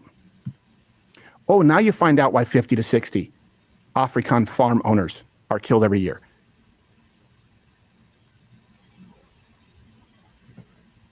Ooh, 50 to 60. Trying hundreds of thousands of Africans, Black Africans, who were murdered and destroyed by your predecessors. Let's talk about those. Let's talk about those individuals who no matter what country you were from, you literally took something that didn't belong to you. No matter who you were, no matter where you were from. You did that in the class of 1804, as a matter of fact. Just came in and just took anything that you wanted. Took all the natural resources, took everything that was still for, and you just threw the rest in the trash, or you just burned it. Even ripped the nose off of I think it was Emotep. Ripped the nose off of him. And then we had to get in your ass. Shouts out to my Haitian brothers and sisters. Now, Abraham Trouvé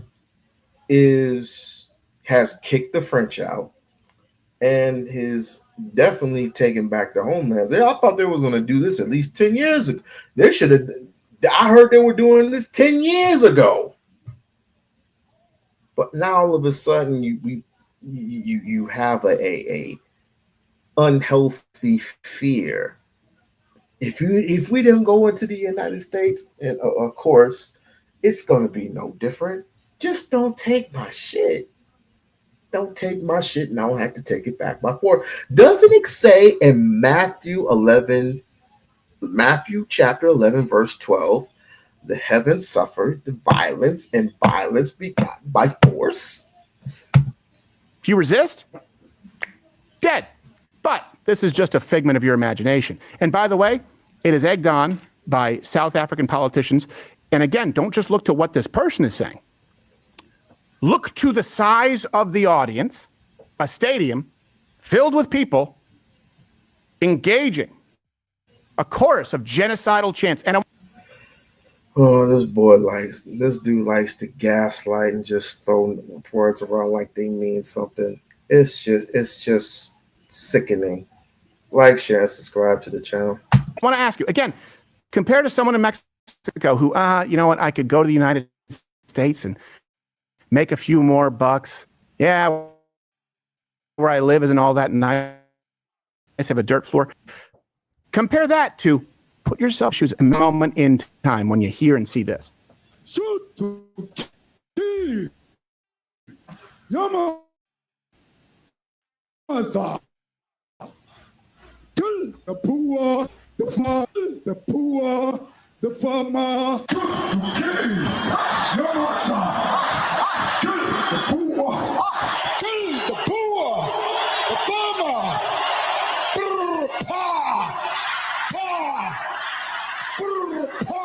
And we are still disrespected by white supremacists that insist that white people must be comfortable at the expense of black people.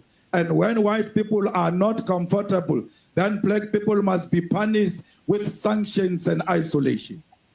Imagine being I would love to meet that guy. A white person there. You go to see a soccer game, I mean, if you like that kind of thing, and you hear that. It's that everyone is comfortable saying that.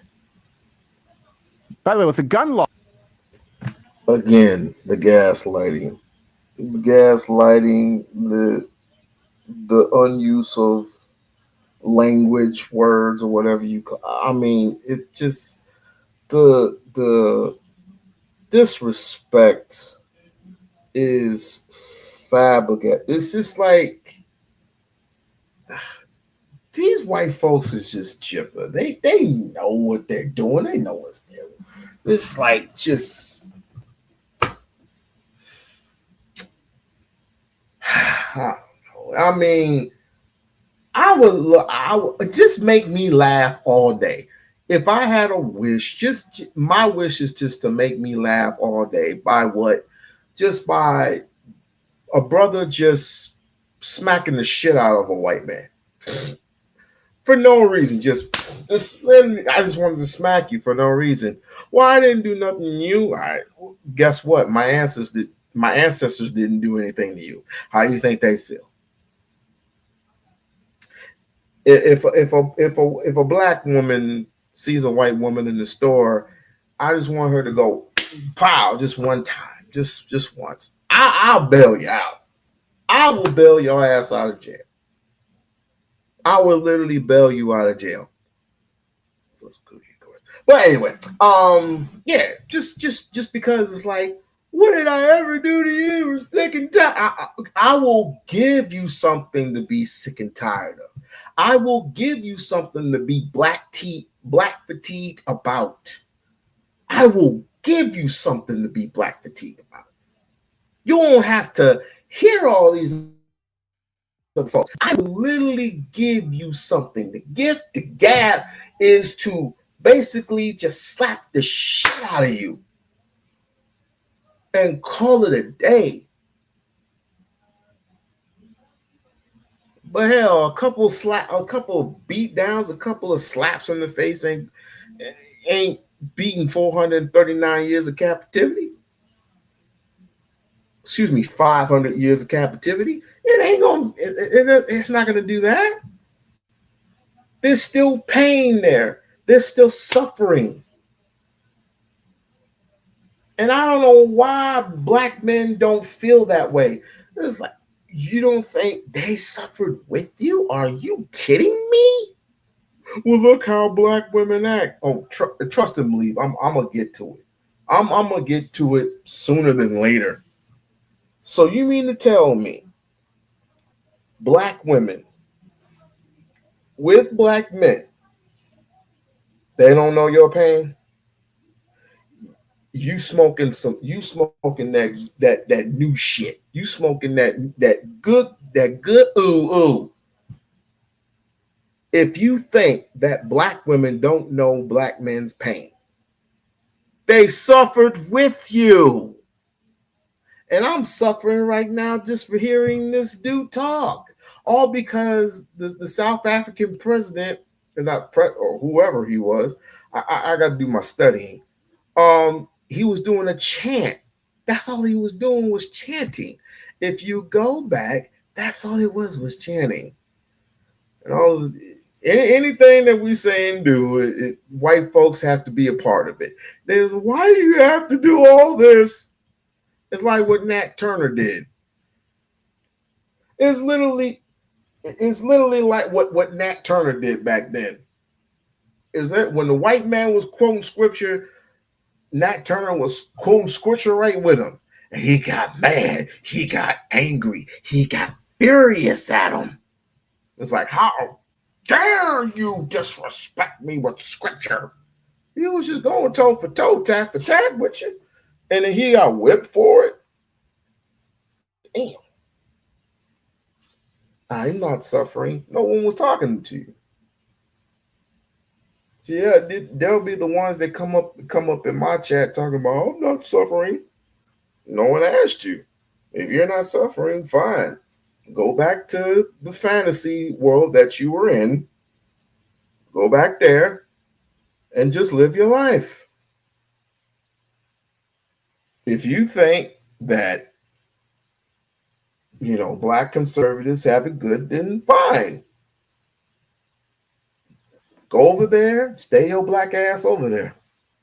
With all the Ben Carsons, the Anton Daniels, all them niggas, all them conservatives, each and every single one of them. If you're not suffering up here, I'm not saying with your money, I'm not saying with your finances, I'm saying up here, because if you think that this is over, you're wrong. You are wrong, because as long as white folks are here, it's always going to be something to complain about. It's never going to go away. It's never going to end. It's always something that they're going to have to deal with, just like this shit here. This stadium, at this moment in time, when you hear and see this. Shoot to kill Yamaza. Kill the poor, the farmer. Kill the poor, the farmer. Shoot to kill Yamaza. Kill the poor. Kill the poor, the farmer. Pa. Pa. and we are still disrespected by white supremacists that insist that white people must be comfortable at the expense of black people. And when white people are not comfortable, then black people must be punished with sanctions and isolation. Imagine being a white person there. Why do white folks have to commentate on black shit? I just don't understand it. I don't understand it. I never will. But people are coming in and saying that I'm comfortable. There's nothing wrong with me. That ain't the point. But yeah, you're going to get people like this.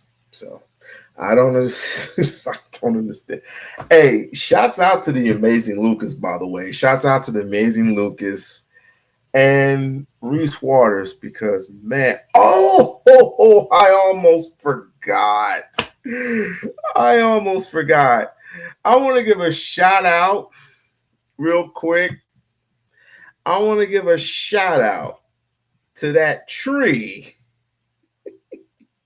I want to give a real big shout out to the tree that hit that monument, not the monument, but hit that museum, the Confederate Museum. I think it was in South Carolina. Listen, that tree can be near me any day. Of all the things, it was a Confederate museum with the Confederate flags and everything, and the history of the South, and all the monuments in the world. And God said, no. And he shot the tree, and the tree fell, and it landed on you. And white folks were furious. It's like, no way. We want to get compensated.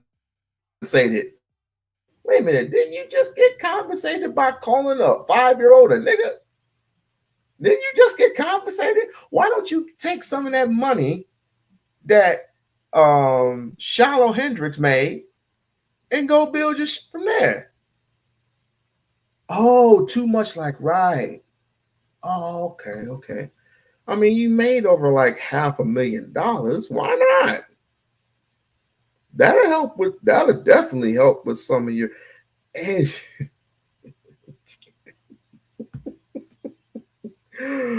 But it's something that I think his name is Jules.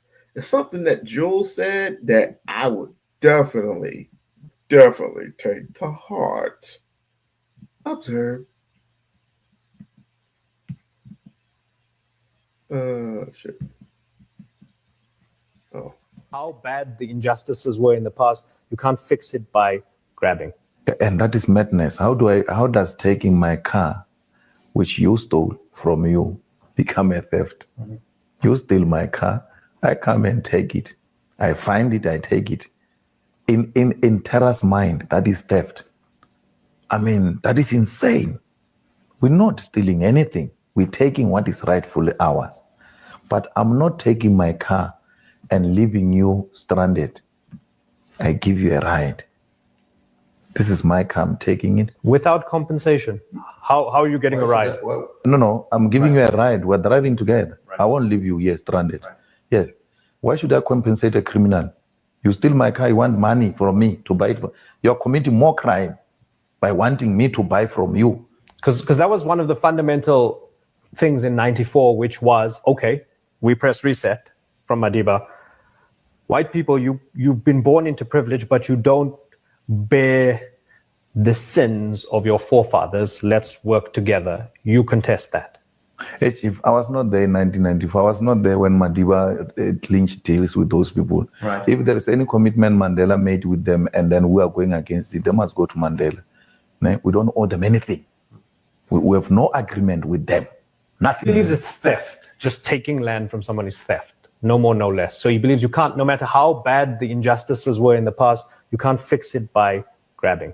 And that is madness. How do I car which you stole from? I don't know what happened, but theft. You steal my car, I come and take it. I find it, I take it. Okay, I don't know what happened there, but needless to say, he's right. He is absolutely correct. How the fuck you gonna take something and then call it yours? For what? For what reason? It's not yours. It's mine. And what's mine is mine. And if you take it from me, I'm going to come and take it back. But I ain't gonna give you no ride. I'm just gonna embarrass the shit out of you. Because you took something that's mine. How would you feel if I came into your house, white man, if I came into your house with muddy shoes, went in the refrigerator and grabbed some shit that I particularly don't want? I'll grab some orange juice. All right, because y'all can't make lemonade, the right type of lemonade. What if I just came into your house and pet your dog and had my comrades do a train on your girl? Because I don't do swine. I don't do swine. So how would you feel if I did that? Wouldn't be unpleasant, would it? So why would you take something that's mine, that belongs to me, and then years later, I take it from you, you start tattletaling? What? Without compensation. I don't know you. He's right again. I don't owe you nothing. Yeah, the privilege is real. The privilege is so surreal. It is ridiculous. You're complaining about farmers.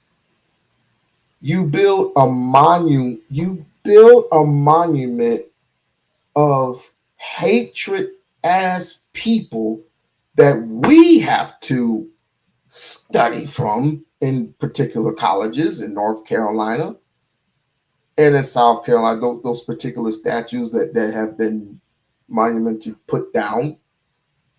But then in return, you take away our history museum, even though I could care less about that because we know our history.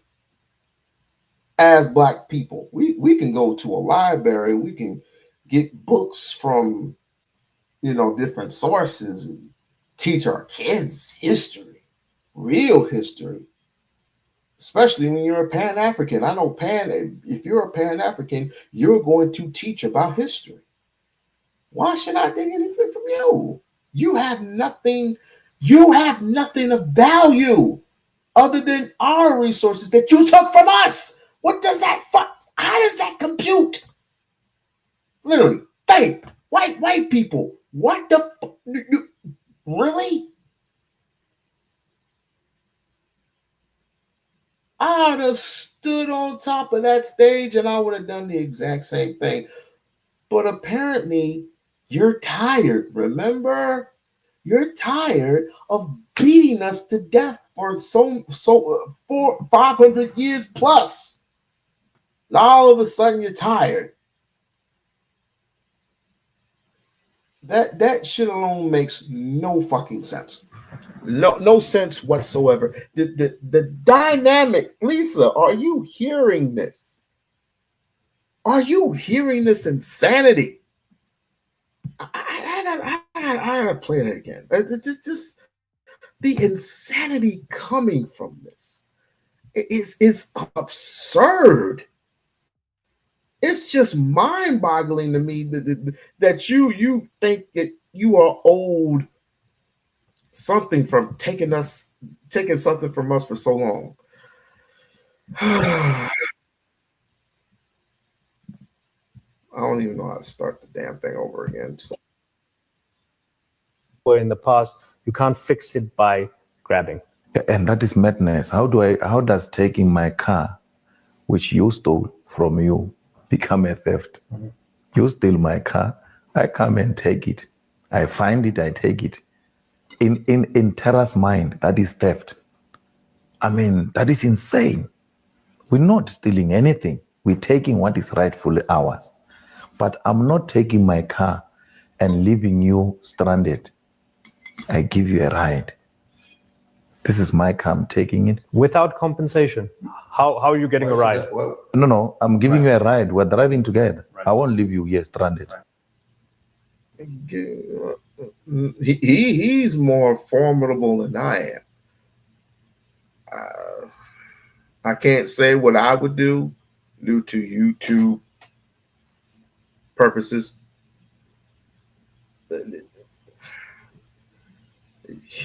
The nerve of some people. The nerve, golly.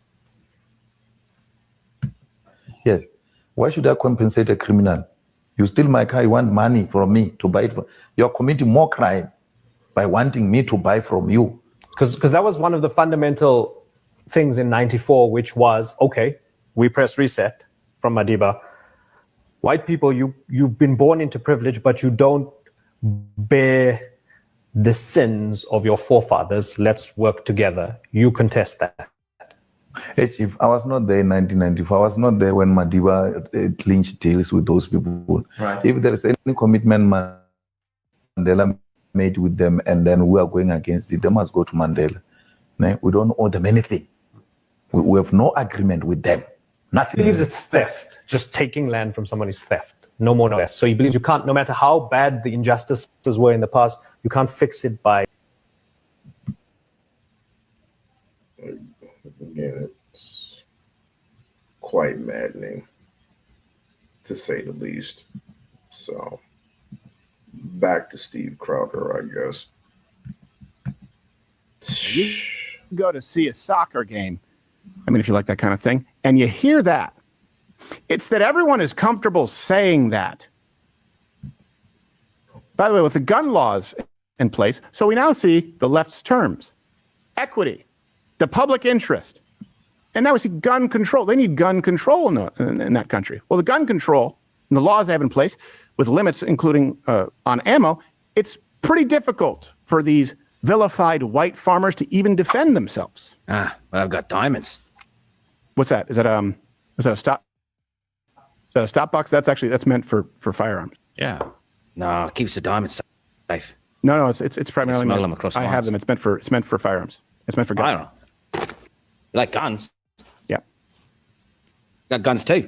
Yeah. No, I just they say guns are like diamonds. The bigger the better. Yeah, I don't know. I was just saying that is for I don't need a gun. I like this one, huh? You know, no, I don't think. Let me show you actually how you use it. This is actually they've been sponsored to the show for a while here. This is Stop. See, you take your piece, you put it in here, and rather than some biometric safe, which I've had at one point in time and doesn't work, you pop it, open it, you assign your own code, and there you go. There you go. Keep it safe. It's easy. You can buy one. You can actually get right now a buy one get one free deal. Go to stopboxusa.com and you get 10% off when you use the promo code Crowder at checkout. Look at that. Stopbox right there. Yes, you guys can see that this firearm. I don't know if you can. Well, Toolman, you're covering it up with the. Well, it's the promo from the sponsor. Okay, all right. It's kind of small, Amber. It is. Works like 20% of the time, especially because it's very expensive, but it's useless. I'd sooner throw it precisely both ways because they're white. The Trump administration, they're saying that essentially these white South Africans assimilate better, and they're also not as much of a security risk. That's really causing a lot of people to be appalled, frankly. And I also should tell people that this violence that they're talking about that are dealing with these Afrikaners, I've been hearing from people that say there is violence in South Africa, but it's affecting everybody of every single race, Katie. What? That is correct. Wish it was affecting her. Yeah, hairline. That is incorrect. It affects a group of people based on their ethnicity. Pop shots, firing shots at people. Wow. Once again, these are some very interesting people. They're proud of what they do.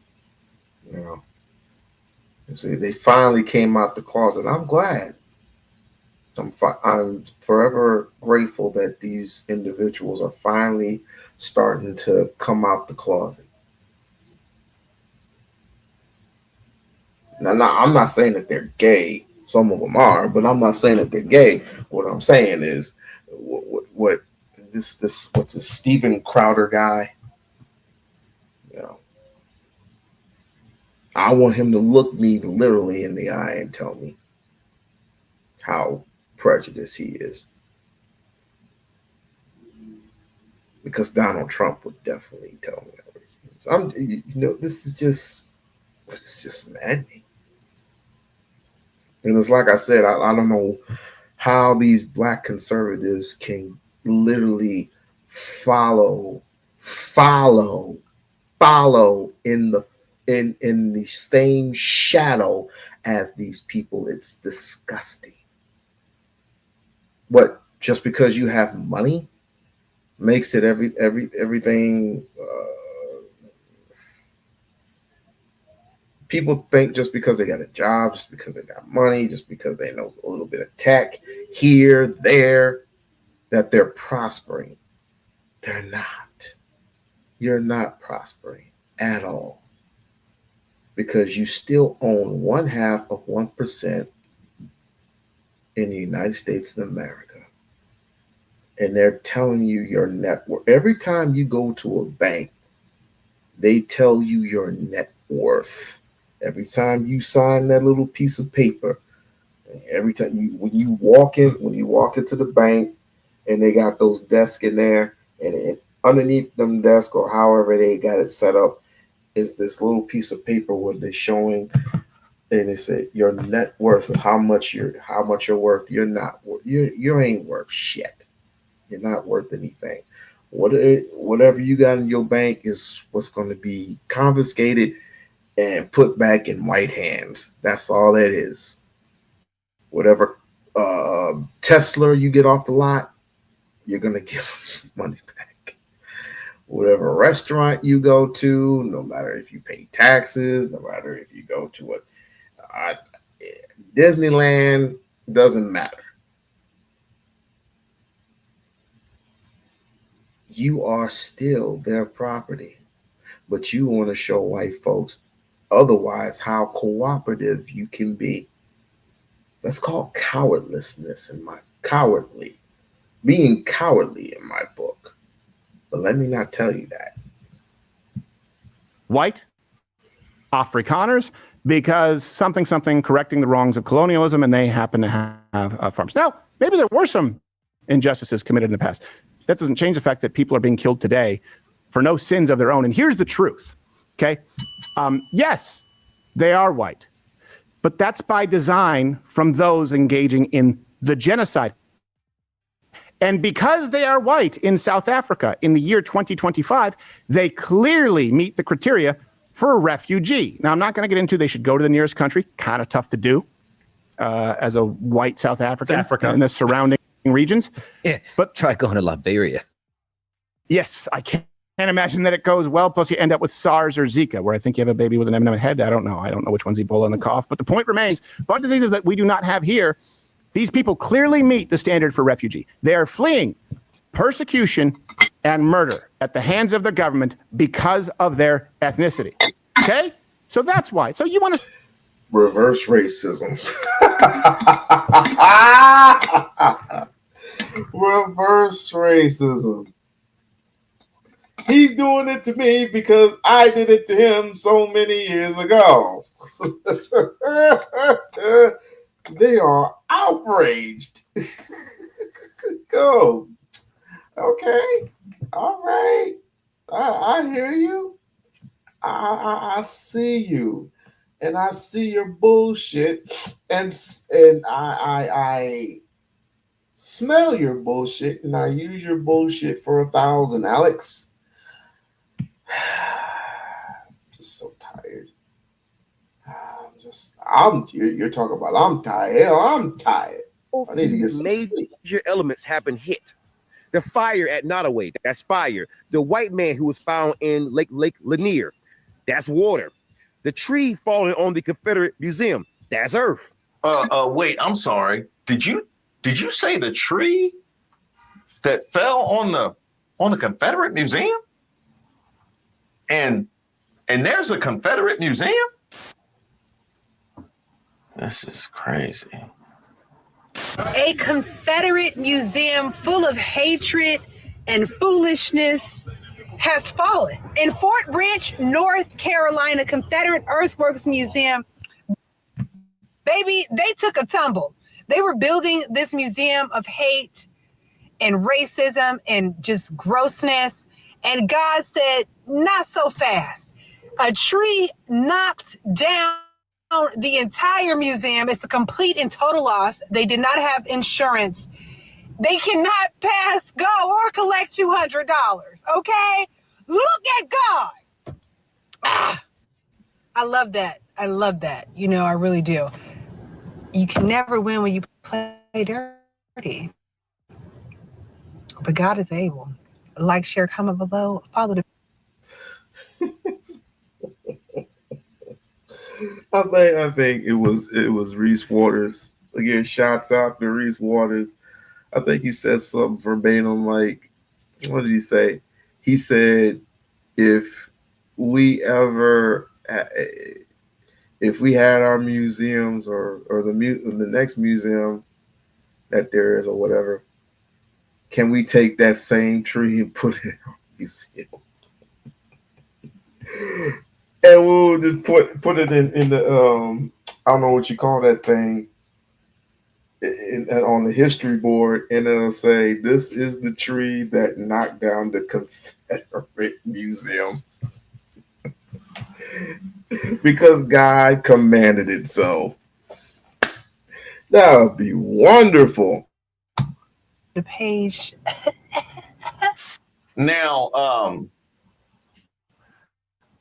when you go to the game and your team loses, you just leave in disgust, cut people off in traffic, and get short with your family when you go home.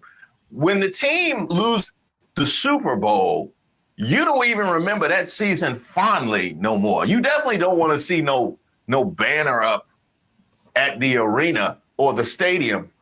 Y'all done built a whole museum to commemorate losing a war? Where they do that at? I need to know. I need to know where they do that at. And I also need to take this moment to point out the hypocrisy of the people who feel like they have the market cornered on patriotism, commemorating and doubling down and talking about how the South shall rise again, representing a movement that went to war with our federal government. Now, let's see what happened. The Fort Branch Historical Society in North Carolina recently announced a large tree fell on its museum last month, completely destroying it. Here's before and after photos of the museum, which aims to protect the lifeline of the Confederacy. Breaking sad news. The museum building at the Fort Branch, North Carolina Confederate Earthworks was just destroyed by a falling tree. Here's before and after photos and information. I think they just posted that for insurance purposes. Does nobody need to see that? Please see the following message and link with more photos from the good folks at the historical Fort Branch page. Well, I'm glad they did just for us. As you can see, the ancestors getting it back in karma this month. I couldn't read this article without seeing that tweet there on the side. And shout out to my man Lee. Amusement rather than sympathy. One user humorously commented, "Is the tree okay?" echoing sentiments of others who viewed the incident as Is the tree okay? Oh wow. Symbolic. By the way, that tree went fatigue discussion. I know y'all been seeing how all these Confederate and white supremacist shit been burned to the ground, trees falling on that shit.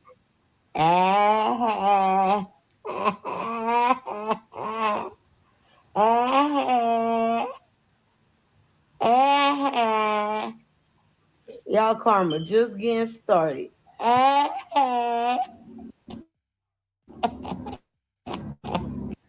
who would have ever thought in the same week, the largest plantation and a museum, they was actually trying to build a museum. Like, y'all really be. I almost forgot about the plantation that burnt down. Almost forgot about that. Or did I? Not that it was going to make a difference. I mean, memories, bad ones, bad memories came from plantations. Literally, bad memories came from plantations, but I ain't going to hold you. I'm not going to hold you.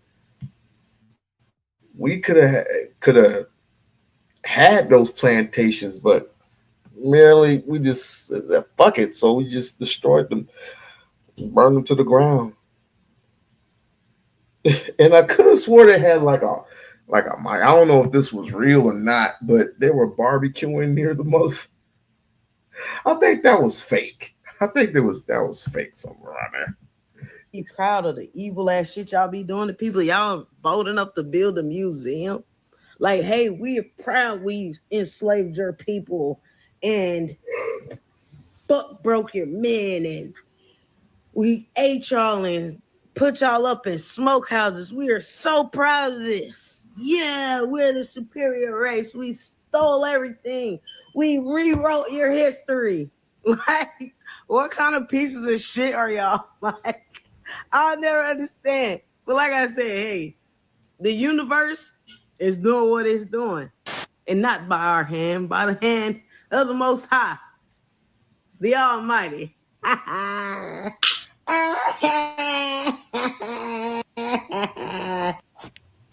Like, imagine the natural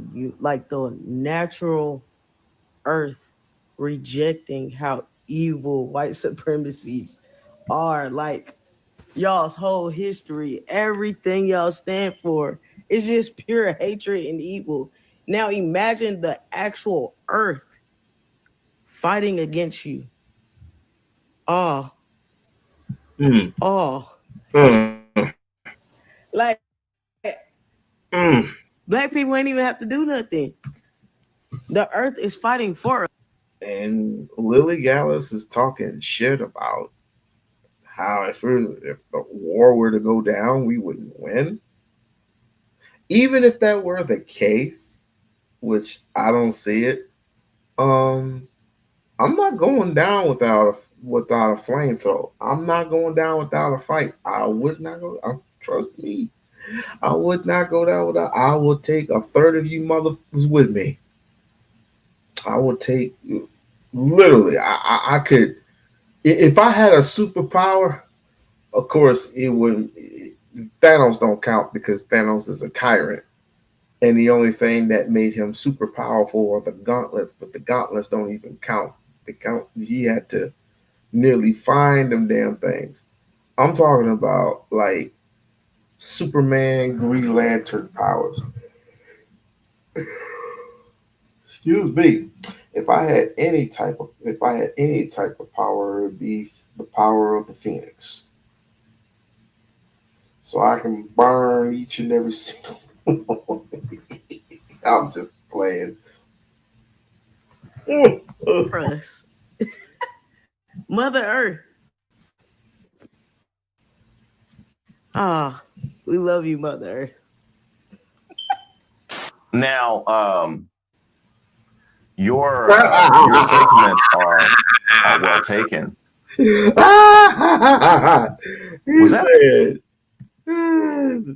Lee Grant said, God let in those immigrants, then God got angry.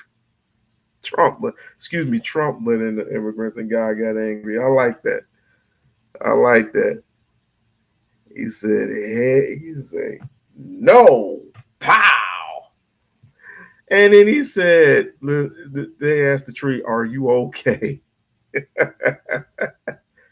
Oh, of course they relocated and deleted the footage, I guess. So you'd be lucky if you caught. But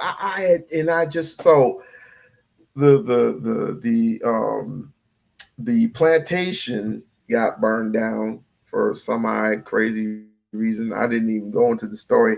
I just found out it burnt down. And then the second thing that happened is the Confederate Museum was thrashed. Karma. Shoot to kill. The paw. Brr, paw. I like that guy. Got a smoke detector, I heard. Then another building has been destroyed. On April 12th, 2025, before the Nottoway plantation was burnt to the ground, okay? The Fort Branch Confederate Museum in North Carolina was destroyed. Not by protest, not by fire. This time, Mother Nature used a tree. And I know you're like, a tree? Well, no. It was a massive tree. Crashed down during a storm and wiped out the entire building. A place built to preserve Confederate history, gone in one unexpected swipe. And what's wild, this barely made headlines. No major news cycles, no national coverage, just quietly swept underneath the rug, like it never happened. I'm pretty sure the townspeople, wherever it is, no. To everyone, like everyone don't care about this, but this museum set on land that once defended Confederate ideas, you know? Of course they don't care, because the only thing they're going to do is just rebuild it. Rebuild it back up. Who cares? This ain't a victory. I would never call this a victory. I would call this a laugh. I would call this a straight up clown show. It was comedy. All the Martin Luther King statues have been peed on or, defecated on. Now you got God said, no, fall on this building, and it fell. Now all of a sudden, white folks are triggered. Even some of the coons is like, it's not fair. It's not fair. It's not fair. Oh, it's the blacks. Blame it on the blacks. I love you like silly on swamp. Oh, I'm gonna kill you, motherfucker. I gotta see that movie. Django. But I'm still hooked on Sinners. If anybody have not seen Sinners, please go see it. Okay. All right, you gotta go back up. No, like during the Civil War. And while some called it history, others saw it as a monument to racism. Let that sink in. So do you think it was just a storm? Or do you believe, like many say, that this I agree is doing what had been done a long time ago? Wipe this shit off the map. Okay, what y'all think? Wipe this shit I think off. I got some pictures too. Here they go. Now I think we can. I got a couple more photos of what exactly was in there and get an answer to why it didn't even make the free paper that people read when they're on their way to town. Continues at Fort Branch in North Carolina. Now this is a reconstruction of the winter quarters of what the Confederate soldiers may have had. Tar Heels. By the way, there's no real consensus on where the word Tar Heels or phrase Tar Heels came from. Lots of different stories. None of them have been confirmed. Okay. Hello. See, this will open. There you go. That's what it looks like on the inside. Not the most glorious of quarters, but for some folks, that might have actually been an improvement. And again, I'll show you the map. Well, actually, I don't think I showed you the map on the movie. This is the map of where it is. The river is the Roanoke River. This is called Rainbow Bend. And there's a map of all of it over here. Pause this. Try and read things. Kind of ironic they call that Rainbow Bend, considering they feel not only the rainbow, but they were literally fighting to keep the colors separate. But yeah, Rainbow Bend. I wonder, did the tree knock down all of these, all of this? And look, y'all already knew the channel. That was a pretty mighty tree. He said it might have been an improvement over what they came from. But you certainly got to preserve that history. Yeah, that's rich Southern history. Yo, Black Americans, our ancestors are moving. There's a Confederate museum called Fort Branch. The Fort Branch Museum that had a tree fall on it. You look at what happened with freaking Nottoway with that fire, and now this. Do you know what our ancestors were called? The Black descendants of American slaves? We were called root workers. We were known to make the earth move. We could speak things into existence. Do you really think this is a coincidence? Because I don't think it is a coincidence with a tree, which is, we are known to be root workers. We are known to work with the roots. We are known to make the roots just crush a Confederate museum. That is our ancestors saying, oh, y'all want to white freaking descent? All right, bet. Now the official account for the history is taking L's left and right, baby. Shout out to the ancestors for making the earth move. Root workers, huh? That must be why the brothers had nothing but sticks and stems when I was in college. That's all we had was swag. Now, obviously, shout out to the ancestors. And while we're at it, I did want to do this note when it came to us interfacing with the because there is a contradiction which should be pointed out. Stop with the phrase, we are not our ancestors. It's extremely disrespectful, and let me tell you what, we are, okay? We are their legacy. And trust, they were way stronger than we are. They survived what would have crushed many of us. They carried grace while in chains, built legacies from nothing but dust. Praise influence. They also could even think and dream about running. If you guys think that they were weak. Our ancestors did not turn the other cheek out of cowardness. They did it out of survival. All while they were oppressed, they made plans for freedom. They strategized. They built communities. So no, I will never say I am not my ancestors. Okay? I am proud to be theirs. They lead me. They protect me. They know my path and do not diminish theirs. Now, I echo that sentiment 1,000%. I remember.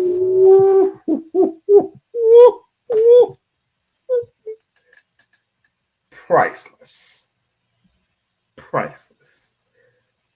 Look. You know what? You know what's crazy? I would like to take you back to memory lane. Oh yes, I would like to definitely take you back to memory lane. A time where, before I left, there was some people that came on here and challenged me on a couple of things. One was on what was his name? Nick Fuentes. When I was saying something about Nick Fuentes, that he was basically a piece of shit because he said he didn't want to be around most black people. I go, well, we don't want to be around you either. And I got challenged for it. I literally got challenged for that.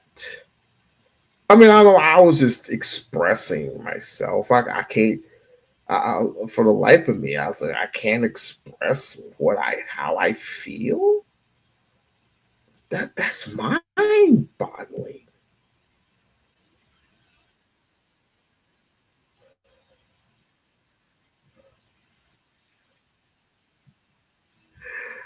I mean, shouts out to the people that were there, but normally I was just mind my own business, and I got paid a visit by a suspected white supremacist. Where's the tab? No, I just don't think it's racially motivated. I don't think it's accurate to describe it as a racial issue. Bring up the information that you says that it's not racially motivated when the own United States. Vaughn is always trying to challenge me on certain things, but I think on this day he earned his keep. The department shows that it's racial motivated. How? Because of the percent of murders being done by not blacks? the percentage of murders. You went to criminal as far as committing a crime. We're talking about as far as the police brutality and in that same thing that the FBI also did as far as on race, the blacks outseat the you went us as far as who's committed. Yeah. And if you go onto that same one. Now, notice that I didn't yell, I didn't scream, I didn't cuss, I didn't say I didn't do anything. All I did was just kick him off. I just sent him on his merry way. And this was all because I had my opinions on Nick Fuentes. Come on, man. The feeling is mutual. Well, if you have some things to say, please, by all means, the link is in the chat, and you can come up and express yourself. I'm not gonna kick you off. My comrades ain't gonna do anything to you. I mean, you're free to express yourself, sir. On that same FBI report, yeah. Right? Go on there as far as who committed the crime, as far as who's a race that attacks other race, like Asians, attack blacks, attack other race. Look who's at the top of this. Whites. Yes. Because there's more white people in this country than black people. Not committing crime. This is the classic per capita issue. Okay. Not committing crime. You're not listening to what I just said. I ain't talking about as far as committing a crime. I'm talking about committing a crime against other race. Yeah, that's black. No, that will be whites committing crimes against other ethnicities.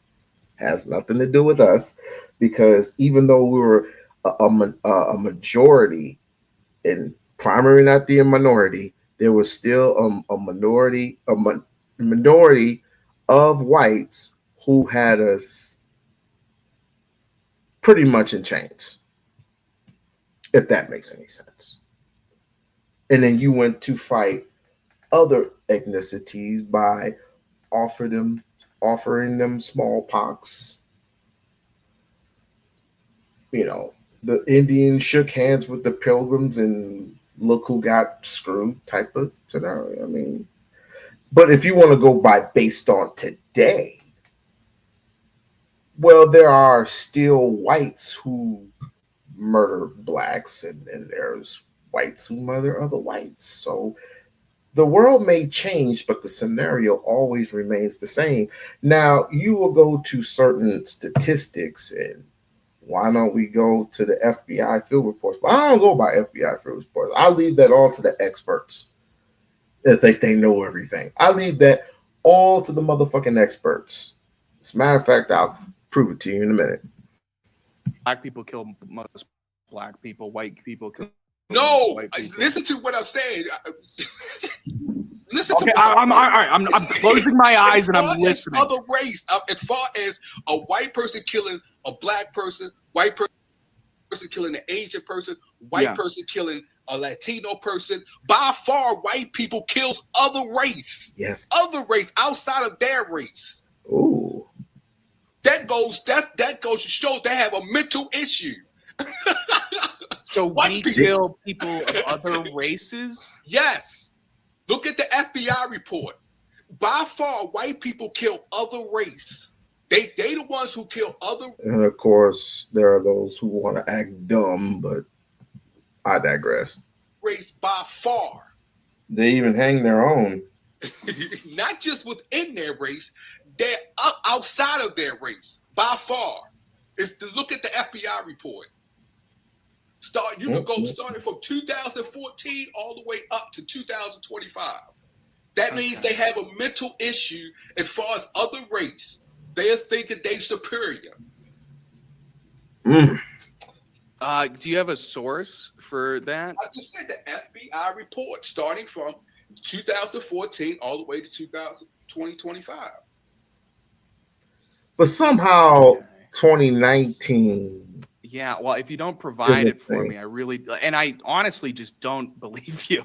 I just don't believe you, but I'd love to see whatever it's in the FBI. I just told have. you. My source is the FBI report starting from from 2014 all the way up to 2025.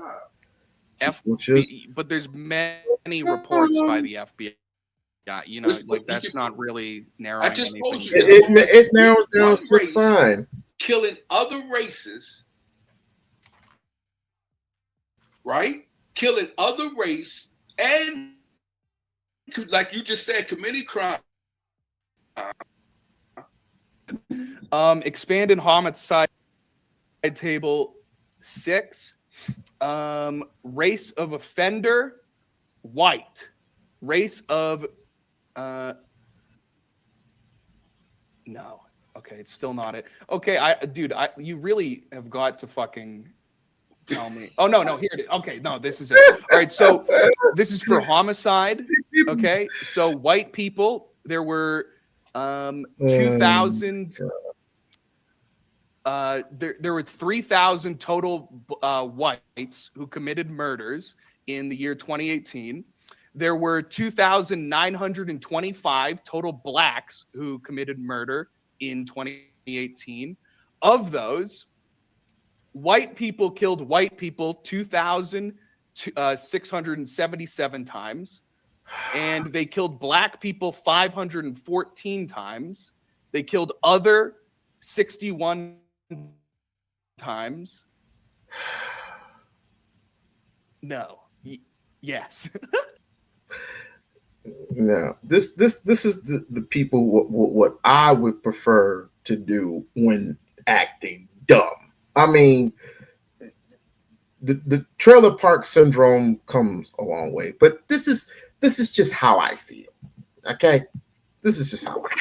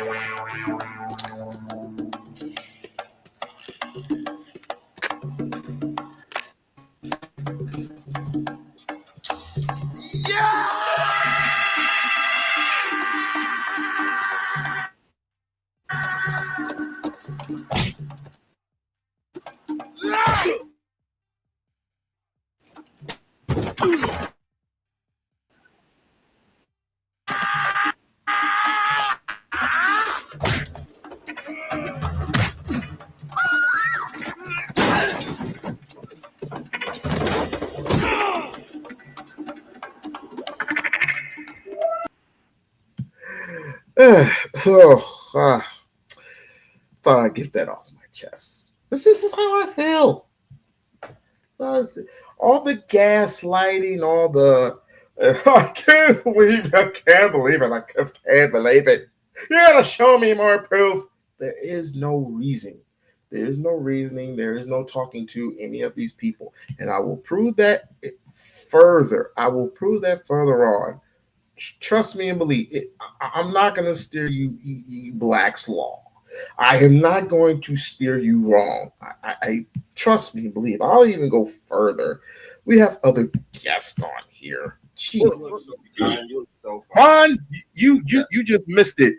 This person just kicked a black woman off of the freaking panel by calling her a black bitch. I didn't kick anybody. What? Is she? Why she leave? Did she leave? She did come in kind of hard, though. She was acting like a bitch. You have to admit. See, there, my sisters got me. If you want to, I'm still talking. From a black man, I'm still talking, bro. I'm not gonna listen to it from you. Right, sit your white ass down. Sit your white ass down. Like I said, the white liberal can just be quiet. You can spectate and not participate. You know, that's my cuz right there, brother from another mother. I mean, he come around. Hey, I can't expect nor can I control anything that he sets his mind to. If he says shut the shit down, hey, big bro, little bro, I gotta shut the shit down. You know what I'm saying? It is what it is, because he don't like to infiltrate. He don't like. Why do you believe? I mean, I sympathize at least. He just shut shit down. You know what I'm saying? But that's just how anti is. Shouts out to big bro. Their issues and their conversations. When you guys understand that, maybe black folks as a whole will be on the first step to prospering. You know what I'm saying? When they stop looking to a white liberal or a white savior or a damn problems. No, must first and foremost. So that's the first problem right there. Folks are looking for a caucus or an organization or a group or something to be part or get together with to solve their problems. When people need to look individual households, when each person handles their own business and their own, when each person handles themselves and their own families, then us as a people can thrive. But as soon as people are trying to focus on the good of a group without even focusing on individual good themselves, you're putting the wagon before the horse. Right, exactly. Focus on yourselves. Talking about what we got going on. I can't. I as a black man won't even tell black people what's good for them because I'm too busy trying to tell my son what's good for him. You understand? I gotta focus on what's my house. Then it have one, but thanks. Yes, he does have one. But one thing I would do is allow the white man or any other motherfucker to tell me what the fuck is good for my damn people, because that's a damn problem right there. Like, who the hell? What makes you think that you're in position to tell the highest? What issues do your people have, and what are you doing them to fix it? What's suggesting? Before you try to solve my problems, what about your own? Hold on. Derailed, guys. Hold on. We-On-Loc. You need to lock in, dude. The whole. I said, hold on, motherfucker. Hold on. Now, who's talking? The white boy was talking. I haven't gotten to respond. I didn't think I was going to be that rude. Spelled with a Y. Let Cash respond because he's been here. Let Cash respond. In this country, it's a society. Everything everybody does affects everybody else, and I have as much right as anybody to talk about this stuff. I've never said like, I know what black people are thinking, or I know what the black experience is. Do you think you know what we need to do or what we need? Yeah, you need to marry your women. You need to study. That's where you're out of line. That's my point. Wow. That's where you're out of fucking line. Wow. You are out of line. Why do you get to say we need to marry our women when you thrash yours?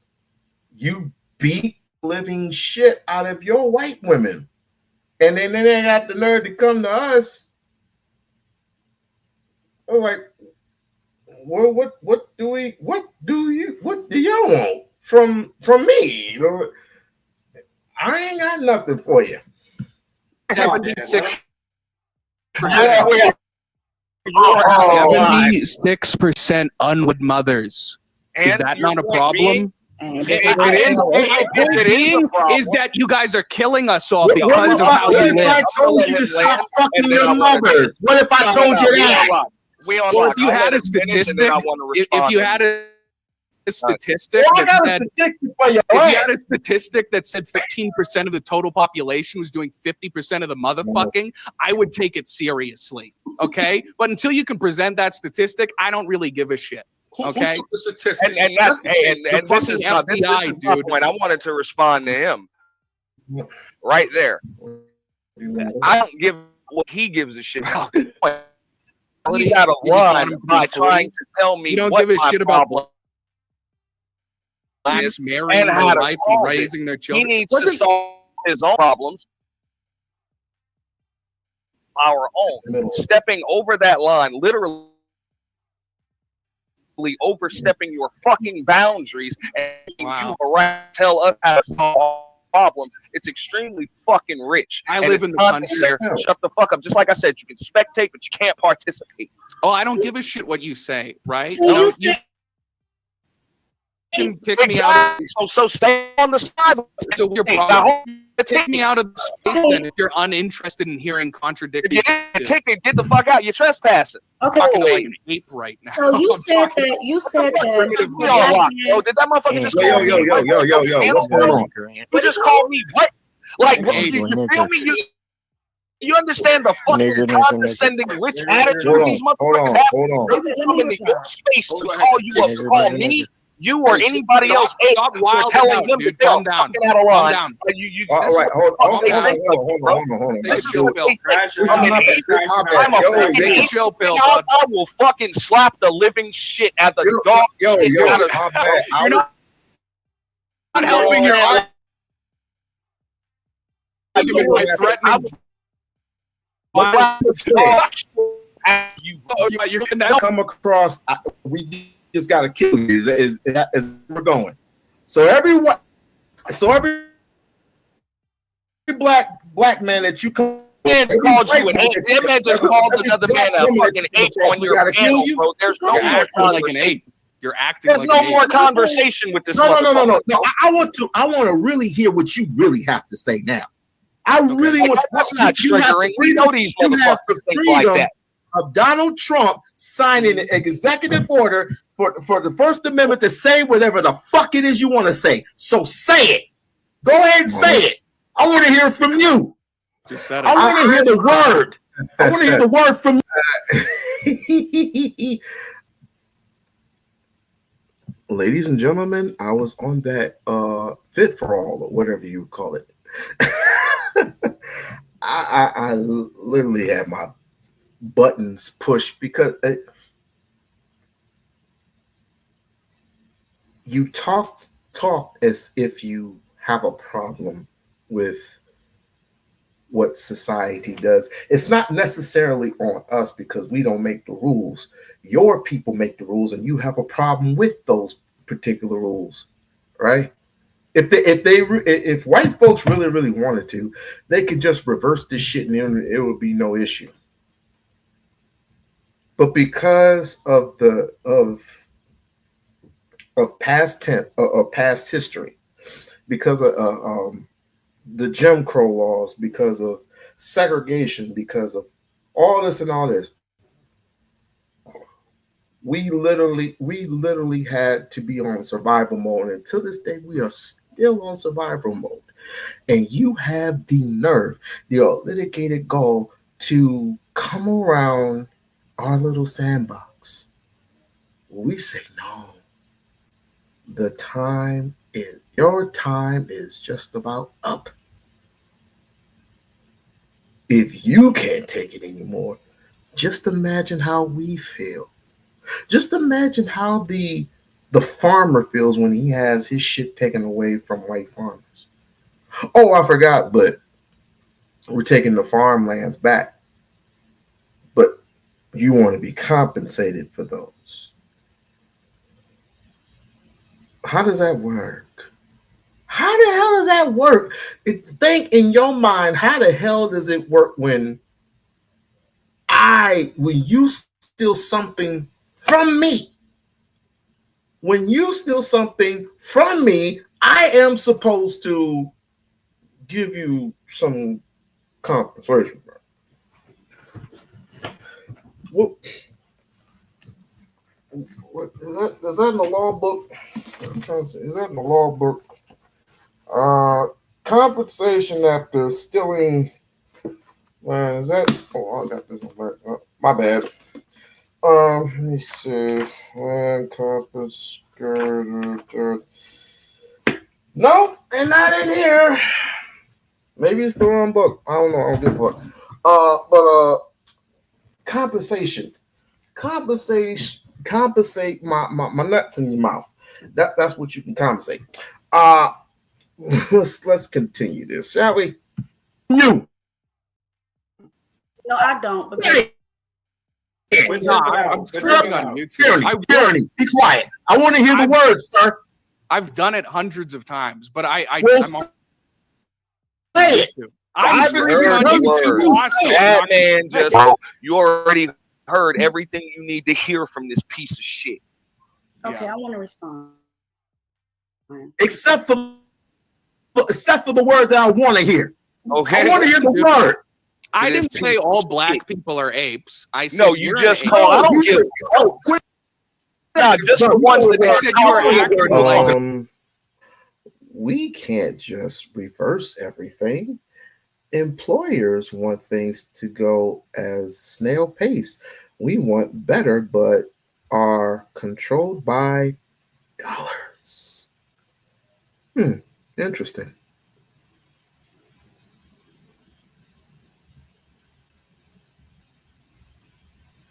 Very, very, very interesting. Thank you for coming on to the channel, coming on and supporting your boy We-On-Loc. Even though I don't know neither one of you, but needless to say that you're welcome. I'm not like everybody else. I'm not on that particular side. The particular side that if you're not one of us, you're a traitor to our race. I don't care who you are. As long as you come in respectable and everything, and everything's fine. Everything's fine. Everything's great. Just like, and this is a perfect example. The Myron Gaines for Fresh and Fit, right? He thought he was comfortable with going over to that particular side. And he got outcasted. God dang. I have never, and this was on X, mind you. And X, there are different types of spaces. And he ended up going on the white supremacy side and ended up getting cooked. Like, here, and if we take back our land and we send you home, will you go home? Myron Gaines don't know what to do. I mean, he get outcasted by blacks and he get outcasted by whites. Where you gonna go? Chinese don't want you. Mexicans definitely don't. I mean, they might want to cut you up in the tiny little pieces like the Mexican cartel, but hey, where you gonna go, bro? That's crazy. Oh, let me continue. About your boundaries. Just the ones that don't tolerate you overstepping your boundaries are considered primates to you. No, you're overstepping your fucking boundaries. Shut the fuck up and stay in your goddamn lane, motherfucker. Hey, don't take the Lord's name in vain. Let's get back. Wait. Who's this person that just came up? What kind of shit is that? No, dude. Hey, come on. You guys were just all freaking out. What you say? Hold on, Weasel. What did you say, Cropper? What did you say, Cropper? Facilitate this monologue. Why is everybody just have these conversations with these motherfuckers? You understand? Okay, y'all, Ant, please, baby. I wanna. What? What did you say, Cropper? There's no understanding this, Danny. Let me talk. You see what I mean? We're just going back and forth, and mainly it wasn't my fault. It was basically their fault. I mean, we want to have at first we were having a good conversation until the person who said the hard ER came to my private space. he called me the N-word. And that's when hell broke loose. But needless to say, that this part right here didn't go on for very long. It didn't go on for very long, but I was just messing around. What actually started it off was I had one of my friends of mine come up on here before Tyranny, and then this person ended up calling my friend a black bee, and that's when hell broke loose. But I'll try to be more subtle next time. Then again, well, like I said, if my cousin come up and he say something, then that's the big cuz right there. I have to capitulate what he wants. You know, if I was the big bro, I'd do whatever the hell I want. I can do whatever the hell I want anyway. But for the sake of arguments, for the sake of health, for the sake of purpose, we can't have too many people infiltrating. See, that's the problem with people in these panels. They got too many people infiltrating, like they're William O'Neills or some shit like that. I mean, we learned our lesson from the Black Panthers. We learned our lessons from the Nipsey Hussles of the world. We learned our lessons from Martin Luther King, how he got shot up. We learned our lessons from Malcolm X. We learned our lessons, literally. All these infiltrations, and half of the people don't even want to get, and white folks don't even want to get their hands dirty. And so that's why they hire other blacks to do their dirty work. They done the deed. Blacks who kill other blacks, you done the deed, but we all know who pulled the trigger. Get what I'm saying? You've done the deed. You done what we asked you to, but we know who pulled the trigger for real, for real. For real, for real. So I know where Auntie was coming from. And Tyranny, she was just being sweet. Vaughn, he was being political. It was what it was. Let me skip a little. Tyranny. This is what we're talking about. And not you? You keep making excuses for your behavior. Your behavior is affecting us. Our behavior is not affecting you. I'm putting up my hand. I'd like to speak. Hand is up. So go ahead. Okay, but he said, but can I say something to Cash? Yeah, you got it, man. Hey, I would tell him like this. I don't give a fuck if my behavior affects him or not. What the fuck you gonna do about it? Like, I'll tell you what the fuck you gonna do about it. Okay, go ahead. What's the certain thing? If so, what the fuck are you gonna do about it? Am I your enemy? What's up? Hello. Okay. But whatever. If I am, what the fuck are you gonna do? All I asked was saying something that's triggering you. Establish the go. This is the reason why we're up here. He got bothered because I was doing a segment of Nick Fuentes, and he's all up in the bus. That's how he came up. I was cordial with you the whole time. Come on. You got your I'm patiently waiting to speak and right you came now, up here asking me a whole bunch of crazy. I don't mind. I don't mind. I've been waiting for this quite a while. I've been waiting. And I'm going to treat him like the intellectual midget infant he is. I'm an intellectual. Let's see where he's coming from. Yeah. Let's see what Go ahead. Thank you. I like having productive conversations about this stuff. I don't like it when somebody just starts talking nonstop and hold on. Intellectual. Okay. First of all, Vaughn, as nice of a guy as he is, and he's in his 50s, he was having a conversation with you, and you were just acting as cuckoo for Cocoa Puffs as it was when he was giving you the data. I don't like giving data. I like going by eye test. But the man was literally giving you data, and you act like you didn't know what he was talking about. It was like one of those read-along sections. But hey, I welcome you back. I only timed you out for 24 hours, I think. You know, it's completely Okay, go ahead and say what you're going to say before you piss them off again. What do you want to say? We giving you permission to speak. To be perfectly honest, I don't know if I timed you out for good or timed you out for 24 hours. It don't even say. So you better use your words wisely and sparingly before we tell you to shut the fuck up again. Dude, if I leave the stream, it goes back to 5 viewers. Like I really don't have more to stake than you guys do here. Hold on a second. Do you think I do this just for the content, or I do this just for the fun? It's fun. Is it not fun to talk to me? Is it more fun to just like argue against me? I don't get paid for this. I don't get paid for this, but I'm extremely humble and respectful.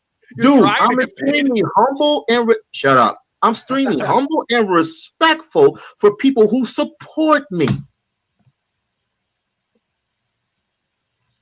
I would have told me to shut up, because what I would have said was, this is a hobby for me, and I could care less about the numbers.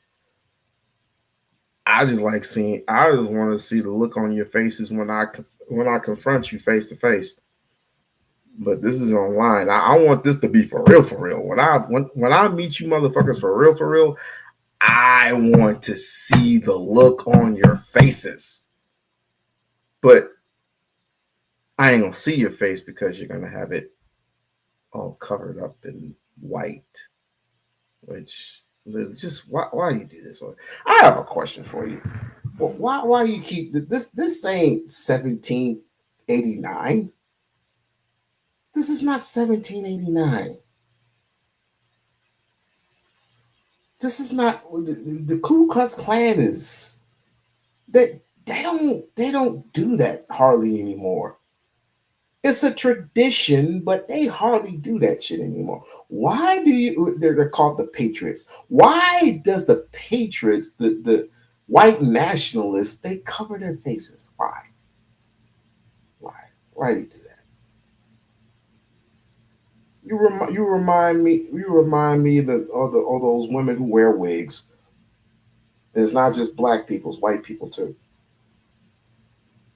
Why do y'all do that? I mean, do whatever you want, but I mean, y'all just look ridiculous. We're not gonna take it, and just march it up and on a holiday that none of us don't even care for, like Memorial Day. Ooh, Memorial Day. Do y'all have an explanation for why you still have? I don't cry about it. I've supported you. I'm here having a great conversation for fun and content. That's what I'm trying to say. Okay. Listen, let me finish. Okay, guys. I know that I say some things that are mean. I know that you guys don't like my opinions. I was totally out of pocket. Well, I wasn't out of pocket. I was mean when I was calling him an ape and a monkey. But he was in tyranny. Black man speaking is just a little that's just way out of line. God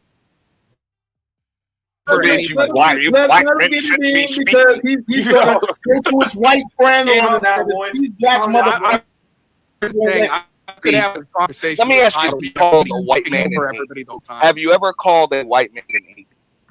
Yeah. In what circumstances? What was the? That is a damn line. You might call a Jew the K word. You might have, but you ain't never called nobody white no ape. Stop lying. They're just acting like a fucking stupid ape, like you were. Really? Yeah. Really? Oh my God. No. Oh, why did damn it. That's the end of the show. Why do I have to tyranny? That's my girl. That's my girl. That's my ace bone cool. But damn it, Tyranny, you can't be sensitive to these things. Hell, you pulled my buttons. God dang it. I just keep pouring it on. And thousands would be watching. I wouldn't know. I wouldn't know it. Shouts out we need more tyranny. Yes. But she can't be sensitive to these things. It shouldn't affect. It doesn't affect me as much because I have fun with the shit. Auntie, he's a different beast than me. As long as you don't put your hands on me, I'm fudged to his dread in higher learning. That's who I am. As a matter of fact, I'm gonna dedicate something before we get out of here. I want to dedicate something, right? Because what makes sense? Oh shoot! Oh, never mind. Oh, it's just started. Never mind. Shish Trish. Shouts out to Shish Trish. She just started. But I want people to go see Higher Learning. And you will see that the same things that I have said is like, it's amazing. It's totally fucking amazing. Let me see.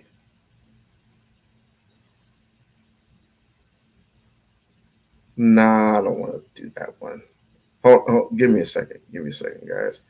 I don't want to do that one. I don't want to do that one. I don't want to do that one. Let's see. This is how victimized. This is how victimized white people are. This is how victimized the white folks are. That they're victims of society because no one listens to them anymore. No one believes who they are. We're the original pure Aryan blood. I want to dedicate this to. This is a lesson learned.